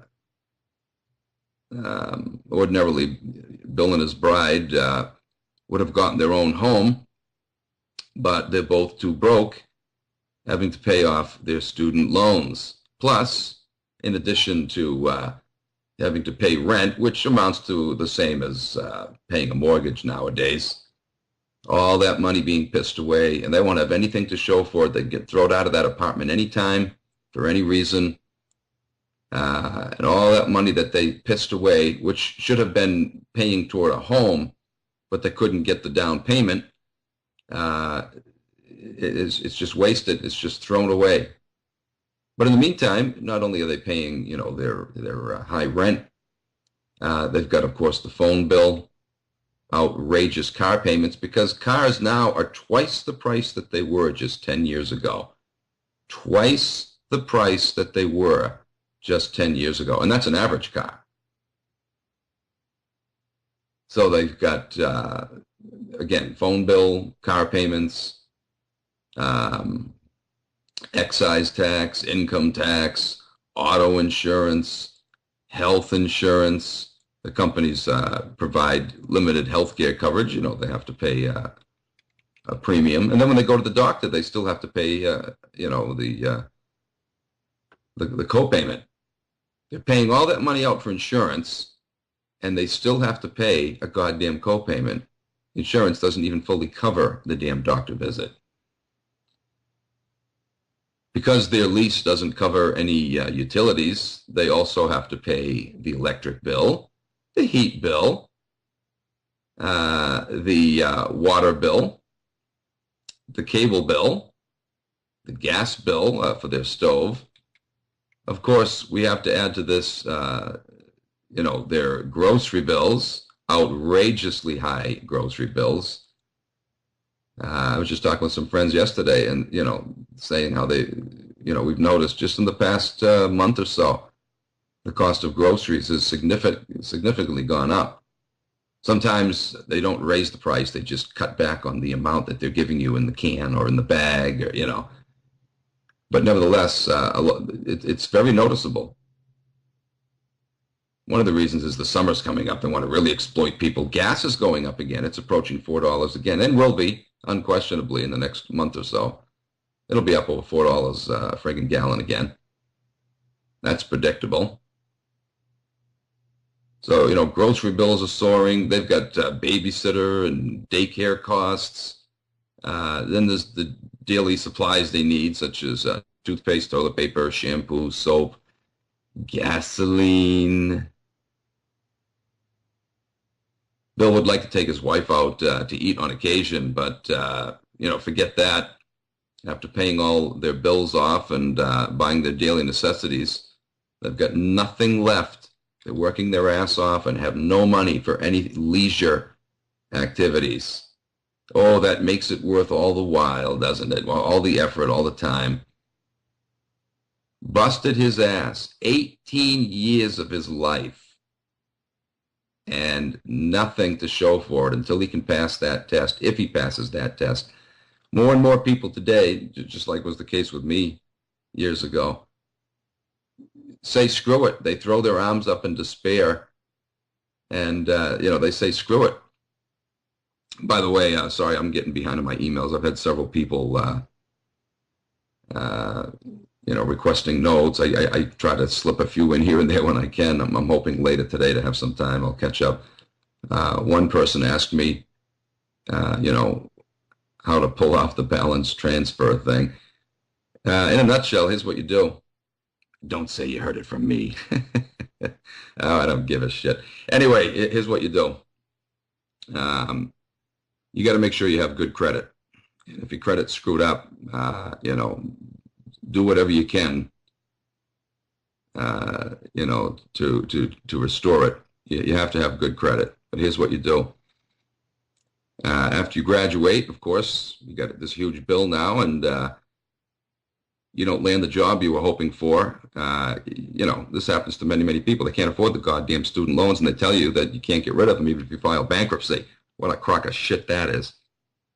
Again, you graduate, you don't get the job you want because your government gave it to, foreigners, or because they allowed companies to send your job overseas. They screw you out of your job, and then they tell you, you still have to pay back that loan. They screwed you out of getting your job, and then they're telling you you can't get out of that debt through bankruptcy file. Go to hell, you pieces of shit. But you can do it, folks. There's always a way to get around their little schemes, and here's what you do.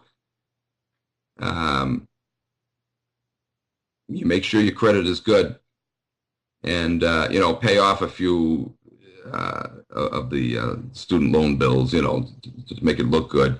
But then you start to skip a month, and making it clear that you're really struggling, you just can't do it. And it's not that you're making it look that way; it really is that way. But nevertheless, you gotta go through this little rigmarole here, so it doesn't look obvious that you're trying to scam them, even though they're freaking scamming you. But you skip a month here and there. Oh, I'm struggling, and now you don't let too much time go by though, because that can ruin your credit. You apply for a credit card.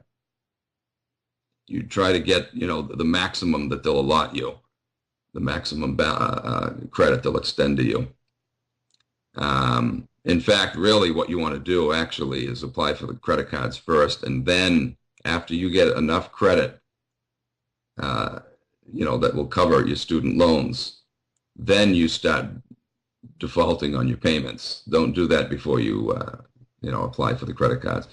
But, apply to different ones. I think I applied to like 10 different cards. Don't do it too much, though, at once. Let a few weeks, even a month go by, and then apply for another one.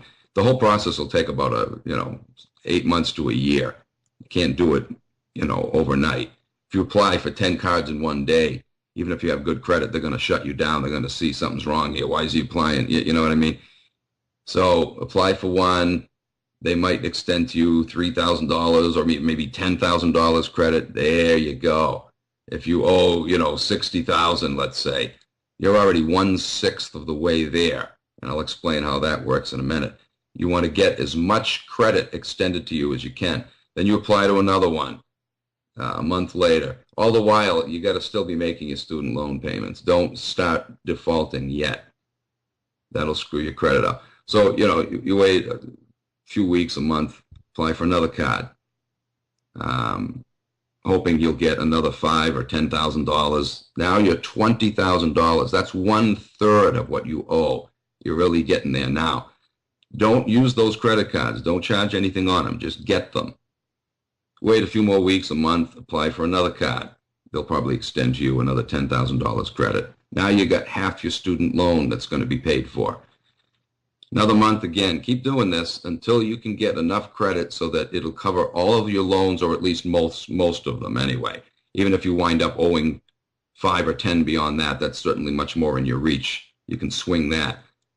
After you can max out the amount that, they'll extend to you. Eventually you'll go to apply and they'll see that, oh, well, no, you're too stretched out now. We see that you applied for 5 other cards, and, once you get to that point where you can't get any more credit extended to you, hoping that this will be enough to cover your loans or at least get you within $5,000 or $10,000, now the game begins. And here's what you do. You start defaulting on your student loans. Miss a month.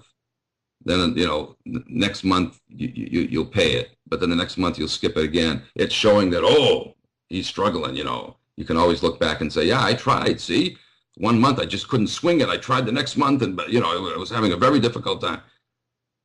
Now what you do is balance transfers.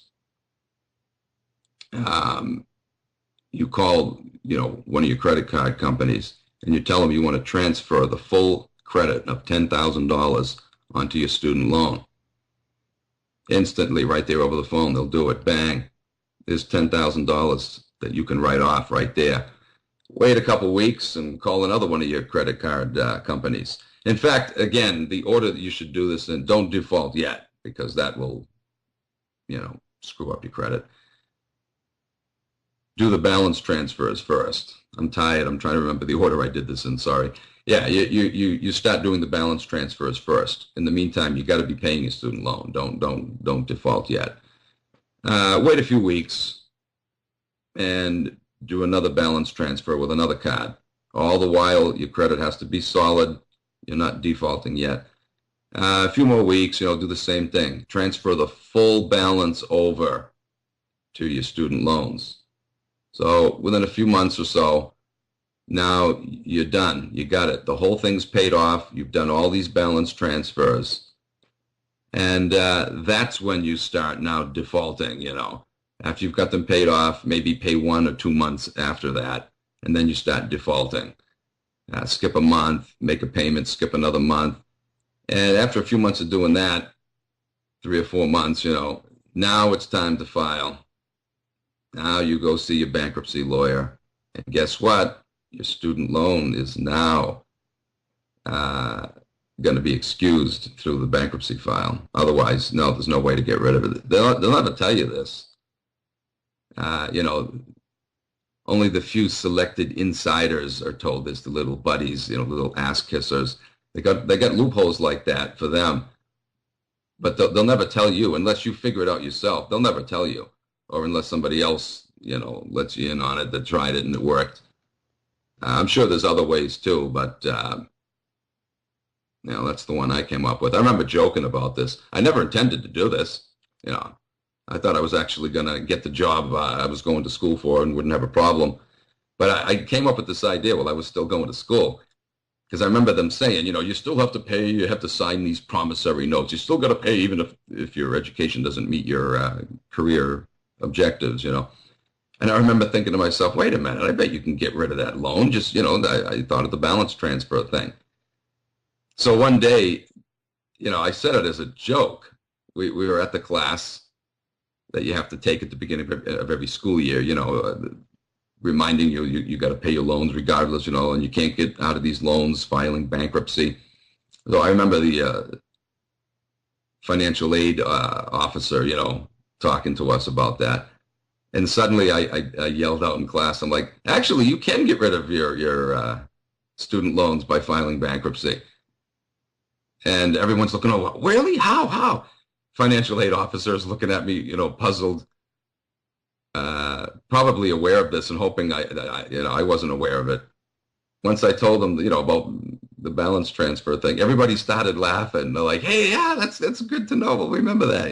Little did I know that would wind up what I did. I'd wind up actually doing that. Um, and the financial aid officer is just kind of smirking, "Hey, wise guy." But yeah, it works. It works.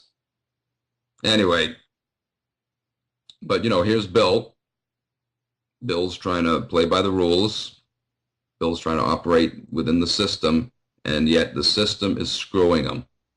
But by now Bill is so depressed and stressed out that he can't give his new wife the kind of life he wanted to give her. She's still having to work. They're barely making ends meet, even though they're busting their ass 10 hours a day.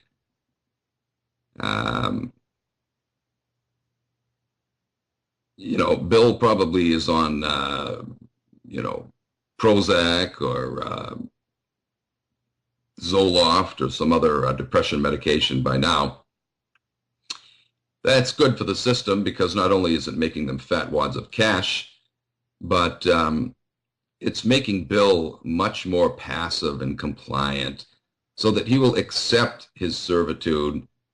And they got him so busy, he doesn't have time to look into it to realize just how screwed he actually is, to realize what a rigged game this really is. So they don't have to worry about Bill saying or doing anything about his circumstances, or maybe getting together with other people that are getting likely screwed and coming up with a plan to counteract it.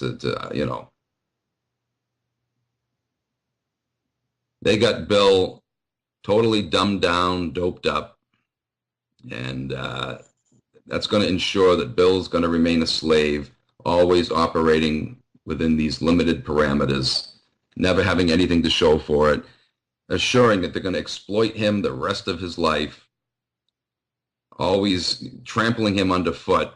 And poor Bill is probably never going to figure out exactly how this system works, that it is one massive, fraudulent, rigged game. But it's a good thing they both went to college, isn't it? Oh, look what it's done for them. Anyway, again, Bill is pretty stressed out on his job. He'd like to quit it, but he's trapped. There's no other company in his area that specializes, in his line of work. And pursuing any other type of work in his area would mean a cut in pay, which he obviously can't afford. Let's assume by now he did get the certification. He finally got the job he wanted. But he's still struggling. He's making more than he would have otherwise, but he's got those student loan payments. They moved into a little bit better of an apartment. Let's say they both got certified now. They're working in their field. But, the job sucks. They got the everyday BS, bureaucracy BS they got to put up with. Supervisors always coming down on them. They're hoping to work their way up, maybe become supervisors themselves someday. But right now, nope. They got to, answer to this one, answer to that one. They're at the point where they feel like quitting their job. It's just so stressful, but they can't afford to. They're in this trap now. They know they're not going to get paid as much, taking another job someplace else, so they got to grin and bear it. They look back if they have time and if they can think clearly anymore because they're both on depression medications. But, they look back and wonder, was it worth it all? Why did I bust my ass going to school? All it did was give me more debt, more responsibilities. Was it worth it? Anyway,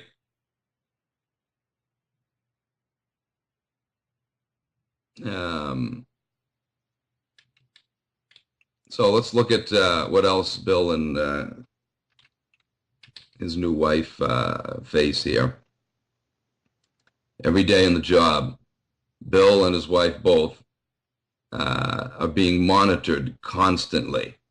They can't even keep pictures of their family. This happened to me with one place I worked at, PNC Bank, the holders of the Enron accounts.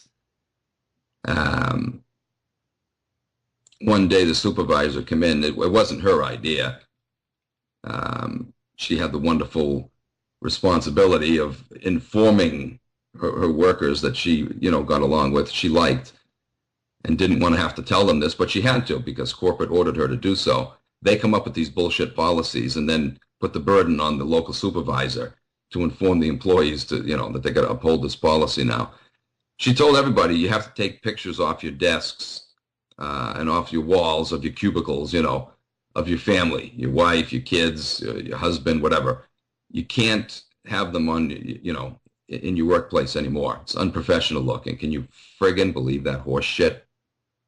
If somebody from corporate should come by for a visit and sees that, we're going to be written up. She says, sorry, this isn't my policy. I don't like it. I even have to do this myself. I don't want to take my family's pictures off my desk, but this is how corporate wants it. You can bet your sweet ass that nobody in corporate, nobody who came up with these bullshit ideas has their desk stripped of their family pictures. You better believe it, that they got their pictures hanging up with their kids and their spouses smiling at them. But they don't want you to have that. Can you freaking believe that?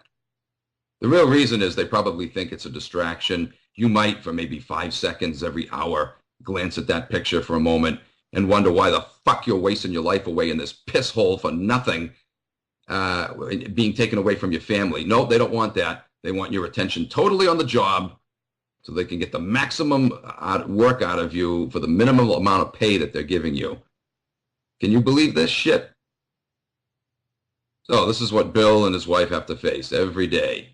Being watched, can't have pictures now of their spouse. Then they get union dues.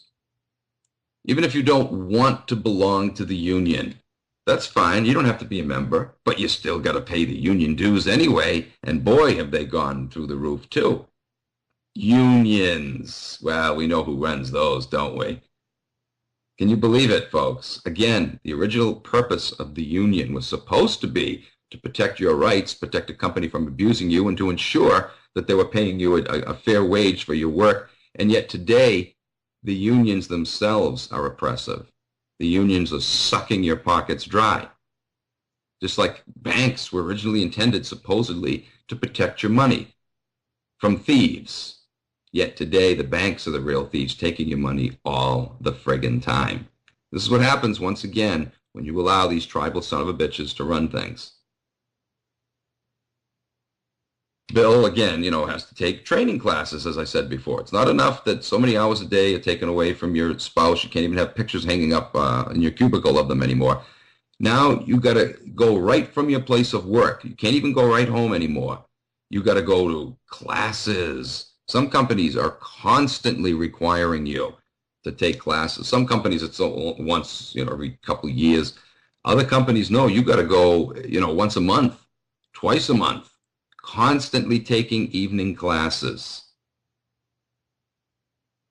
either to teach you new things or keep reminding you of the same things you've already known, you deal with on a daily basis. It's always fresh in your mind. Nope, you got to do it anyway. Take some no-dos so you can sit through these boring-ass monotone voice instructors filling you with bullshit you already know anyway. It's not going to help you. It's not going to benefit you in any way. It just looks good on paper. They love to fuck with you. More time taken away from your family, your kids, your wife, your husband, whatever. And then, of course, on occasion, Bill and his wife are faced with mandatory urine tests. Oh, yeah. Oh, yeah. Then you've got some companies, mandatory overtime. Of course, some companies you can't find overtime at all. You can't even get full-time. They won't hire you full-time, and you won't get benefits. But if you do have a full-time job, very often, mandatory overtime. Very often, you got to work on weekends.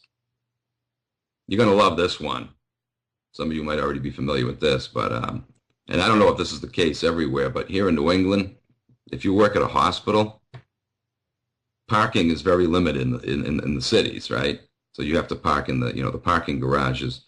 They freaking charge you as an employee of the hospital. They charge you to pay for parking in the parking garage. Can you believe that horse shit? They take it out of your check because they know goddamn well people are going to say, frig you, I work here. I'm not paying to park. So they, just like income tax, people are going to say, frig you, I don't owe this. I don't have to pay a direct tax. That's for foreigners. No, they take it out of your check to make sure that you volunteer. They take it out of your check, folks, to park in the goddamn parking garage that the hospital owns. Yeah? Yeah, I know several people that work at several different hospitals, and every day they're charged. At the end of the week, it's taken out of their check. And it ain't cheap either. Unfreaking believable. Oh, America, what you put up with, man. These hospitals that are already making massive, fat, juicy goddamn wads of cash, charging outrageous fees. Well, of course, a lot of those outrageous fees goes to the goddamn insurance companies. But don't worry, the hospitals aren't hurting for money either. They're making their share. You bet your sweet ass they are. But why should they just settle for that when they can come up with other ways to make money off of people? Charging their employees to park in their garage that was long since all paid off. It's one thing if they want to charge visitors to park. But when you're an employee, when you can put a little sticker on your window indicating that you work for them, what good is that sticker when it doesn't do anything for you? You still have to pay. It's just jaw-dropping, man. It's fucking amazing. Anyway, Bill has to face other problems. If Bill should call in sick, Bill has to get a doctor's note now. Doesn't matter how sick Bill is, and he can't even drive himself to the doctor's office and shouldn't be having to drive himself because he's goddamn sick. He needs to be in bed to recover. No. Bill won't, the company won't accept his sick call unless he gets a doctor's note. By the way, that works for, here in Massachusetts it does, I'm sure, for probably the rest of the country too. If your kid is sick, you call the school to say, little Tommy or whatever isn't coming into school today, they won't accept your word for it anymore. You as a parent.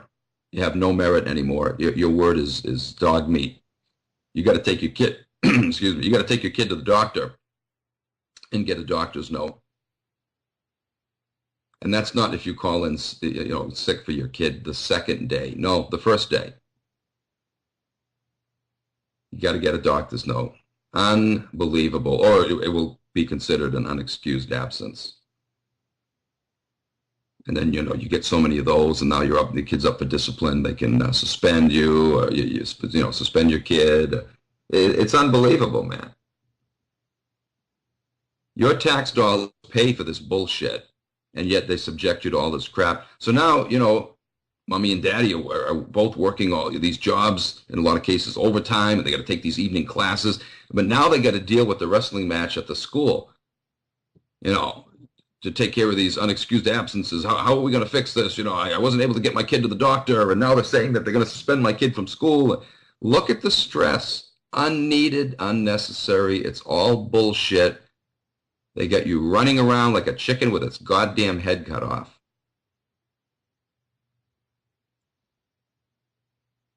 And then, of course, Bill and his new wife only get a half-hour lunch break, which they're not paid for, but they have to be there anyway. And yet the cafeteria is a 10-minute walk on the other side of the building. Half-hour lunch break. Do the math. You want to talk about, it's not enough that they're so stressed out. That's going to screw up their health. But now they got the stress of having to bang down their food in 10 minutes, not even chewing it. And the food they eat, of course, that's offered to them in the caf is all shit to begin with. High sodium, high fat, high carbs. Even if they brought it from home, it's most likely going to be shit because people don't know how to eat correctly anymore. There's not much healthy food even available to them anyway. Almost everything you pull off the shelf is loaded with shit that's going to poison you. So they're stressed out. They're probably on depression medication, so that's going to screw their health up even more. Then they're eating shit for food. They have to eat it fast because, again, they only have 10 minutes to eat. Actually, probably only 5. 10 minutes to walk to the caf. It's going to take them at least 5 minutes to get their food. sit down, and then eat it, and then 10 minutes to walk back. And in many cases, you can't be late. You have to log back on that computer. It's timing you. The place I worked at the PNC Bank, you were only allowed 20 minutes a week to be what was called out of adherence. I think I mentioned this before, but let me say it again in this context. This was freaking unbelievable. If you were on a call with a client, and, say it's 5 minutes before your lunch break, you can't blow off the call. Oh, no, I'm not going to get that call. I'll let somebody else get it because I have to go to lunch. No, if your phone is ringing, you have to answer it. They'll know. They monitor everything. If they see that you didn't get your phone and it's only 2 minutes before your lunch break, you'll be up for disciplinary action. That's considered out of adherence too. But anyway, you take the call. You're not going to be on that phone for just 5 minutes or 2 minutes or whatever. It's going to take you past your lunch break. Once that happens, you got to raise your hand. The supervisor will come over and you'll say, look, I missed my window for my 12 o'clock lunch break. Can you put me in for 12:30? Yep, no problem. So far, so good. You're not out of adherence. But now it's 12:29 and the phone rings again. Well, there goes your 12:30 lunch break. Now you got to raise your hand again. In the meantime, your stomach's growling, you're freaking hungry, you almost feel like passing out. Now you got to wait till 1 o'clock. But guess what? You could be in the same dilemma again. 5 minutes to 1, you get a phone call, and this person is keeping you busy, taking up your time. All of a sudden you realize, son of a bitch, sure enough, it's past 1 o'clock. I missed my lunch break. I'm not going to get my lunch break. You're now 30 minutes out of adherence. Even though it's not your fault and you're not goofing off, you're missing your lunch break because you're doing your job. You're still considered 30 minutes out of adherence. You're screwed for the week.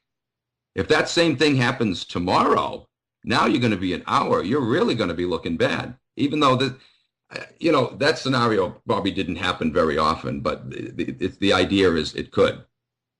The way it was set up, that could potentially happen to you. Look at the stress they have people under. And you wonder why so many people are going on dope. They don't know any other way to deal with it. It's so oppressive. They need something to numb them. The stress is just too much. It's too overbearing. And then, of course, they're dealing with asshole supervisors, asshole co-workers. Look what people have to deal with. People don't know how to take out their frustrations any other way, so they become assholes and take out their frustrations on those that are, easily available. And I won't get in trouble if I'm a jerk to my coworker. I can't be that way to my boss. They'll fire me. So yeah, workers take it out on themselves. They'll snap at each other, even though neither one of them are the problem. They love it. They want you divided. They want you fighting amongst yourselves. It's all part of their little plan, ladies and gentlemen. Keep them so busy they can't figure out what's happening to them. And if they should, well, it doesn't matter because, we'll have them in fear. If they say anything, they're going to get fired or, they're going to be left out in the cold. You have to be compliant. You have to go to anger management classes if you should get pissed off at what's happening to you. There's something wrong with you. Anger isn't good. It's not, forget the idea that anger is something natural when you're getting screwed over. It's natural to get angry. It's healthy to get angry in a case like that. Nope, they want you to think that under no circumstances anger acceptable. You have to go to management classes. There's something wrong with you. You're the problem. They're shafting you, but you're the problem if you get mad about it. We just got to put you on some medication so you can enjoy your servitude, just like Bertrand Russell said. People will be slaves, but yet think themselves to be happy because the government will tell them that they're happy. And he said the effects of this will be enhanced through the use of propaganda and pharmacological products. Well, here we are. They bullshit you with propaganda, telling you live in a free country, democracy, blah, blah, blah, blah, blah. And then they put you on the dope. Oh, that's true. Oh, how wonderful. How great this country is. As you're stressed to the max, ready to snap, but the meds help keep those feelings in check. And the anger management courses are convincing you that anger is bad. You should be happy and smile that you're getting the 2x4 up your ass. A splintery one at that.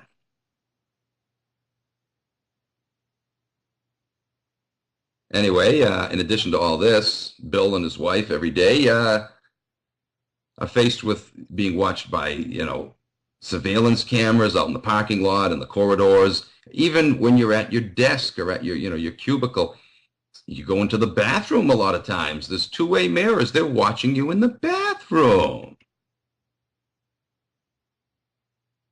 You're constantly being clocked by the computer. If you take too long in your bathroom break, oh, that's going to add up toward your adherence violation by the end of the week.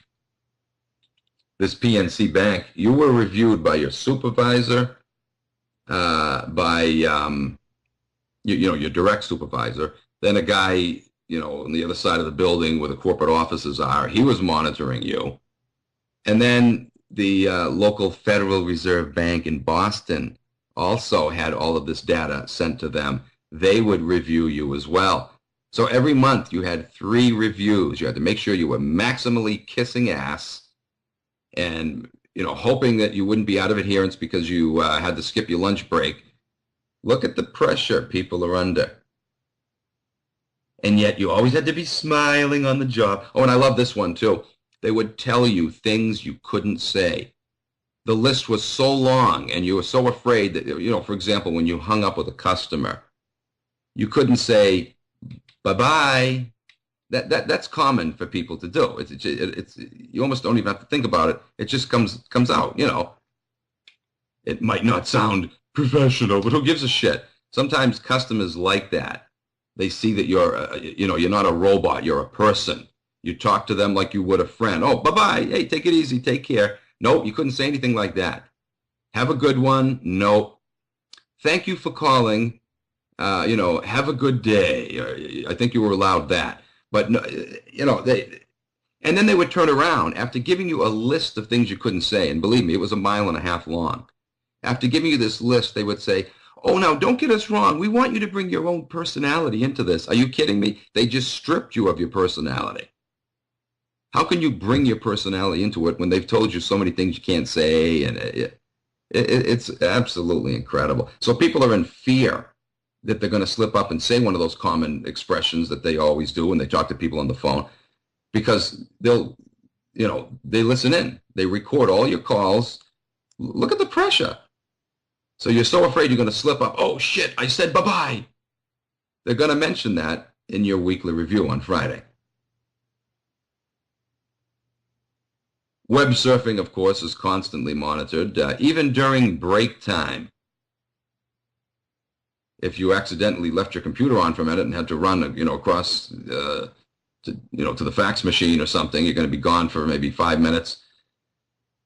Somebody could come by and, use your computer, to do some web surfing, and you're going to get in trouble for it. It was your computer. Well, maybe not nowadays because the camera is constantly watching your desk, but nevertheless, that could still be, marked against you. Well, you should have logged out, but I really didn't have time. I was in a hurry. Doesn't matter. That was a no-no. You're going to get written up for that. They read your emails, monitor all of your phone calls. Oh, heaven forbid that your wife or your husband should call. Oh, could you pick up a loaf of bread on the way home from work? Oh, no. Maybe during your lunch break you might get away with that. But not during work hours. Don't forget, you can't even have a picture of your spouse, let alone talk to them, even just for 10 seconds.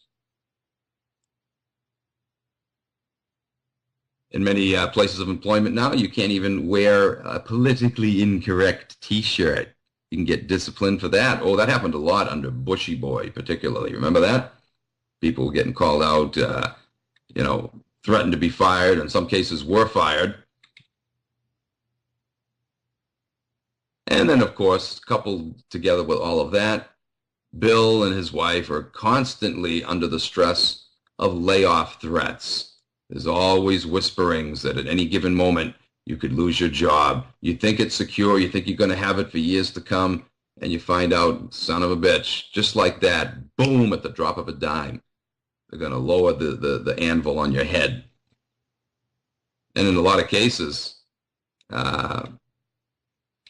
You barely have enough time to gather your belongings, go and,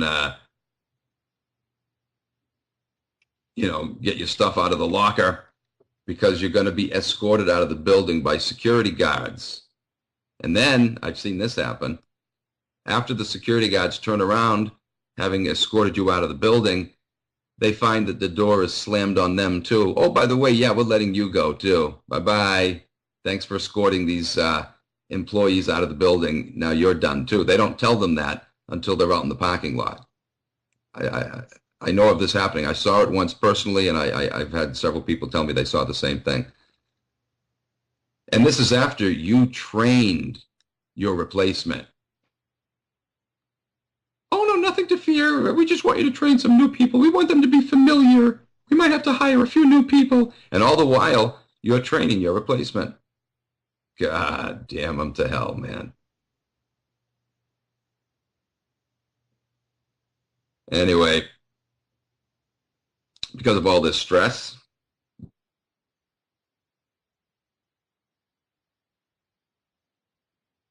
monitor the situation. How many people this has become the case with? My oldest brother, he's on Zoloft, and he knows. I've talked with him. He knows the dangers of it. He's not happy about it. He doesn't want to be, but he says, I can't take it. I don't know any other way. Of course, he's been on this for several years now, and once you've been on it for that long, you kind of become dependent on it, which is just what they want you to be. He's unemployed now, but he's still got a lot of other stresses. He's trying to find a job. He's wondering, how he's going to make it. He would have been retiring in probably, another 7 or 8 years. But, forget that now. Who the hell wants to hire someone who's nearing retirement age? They don't want that. Oh, hell no. So all the years that he's saved money now, that's what he's using to live on. His retirement fund is being dwindled. So disgusting. Still has mortgage payments. All those years he busted his ass. Nothing to show for it. I hope not, but, potentially he could lose his house. If that money runs out and, can't find another job. Look what they're doing to us, folks. They're stealing your jobs, stealing your homes. If you have a job, you're stressed to the bone. It's just absolutely incredible. Have no time to spend with your family. Bill also has insomnia now because of all the stress. So he's got to take yet more medication for that, medication for the stress, medication for the insomnia. A lot of times these medications will clash with each other and create new symptoms. Oh, well, we got a pill for that too. Holy shit. So now you're a walking DuPont chemical frickin' factory. Pretty soon your kidneys, your liver are going to be failing. In addition to all of this, Bill has to undergo occupational therapy every Saturday because of the carpal tunnel syndrome that he developed, working at his desk all the time. Absolutely incredible. So now his Saturdays are screwed up. Sundays are probably screwed up because Bill's so tired now he can't, and so is his wife, that they got to sleep in late or take a nap.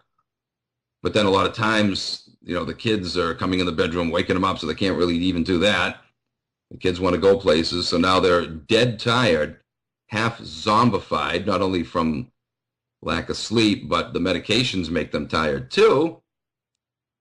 So in a comatose state now, they got to take their kids to the park or to the zoo and, pretend they're happy, smile even though they're not happy, just for the kids' sake.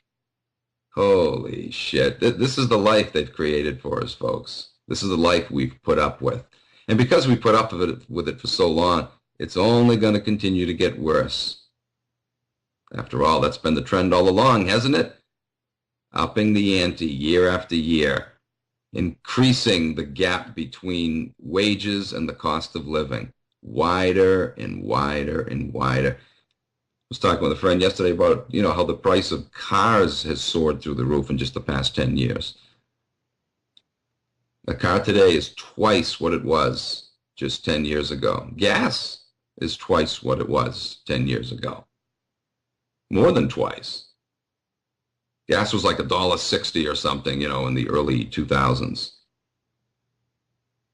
It's now, $3.60. More than doubled. And of course, it's going to go higher as the summer approaches. Anyway,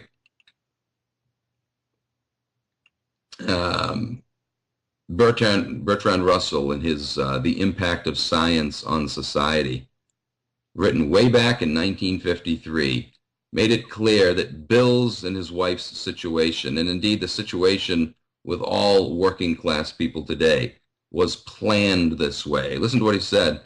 The laboring class will have such long hours of work and so little to eat that their desires will hardly extend beyond sleep and food. Here we are. They'll be too busy to even stop and ponder what the hell is going on, to even ponder just how rigged the whole damn thing is. Oh, they might sense it, but they can't elaborate on it. They don't know really where it's coming from, that it's all centrally planned.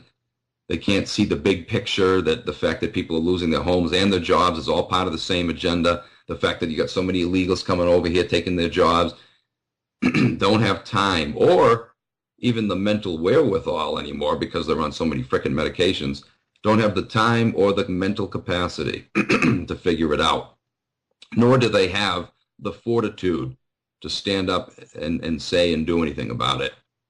They've been pussified, they've been brainwashed, conditioned into thinking that, anger is bad and that they should just be happy with their situation.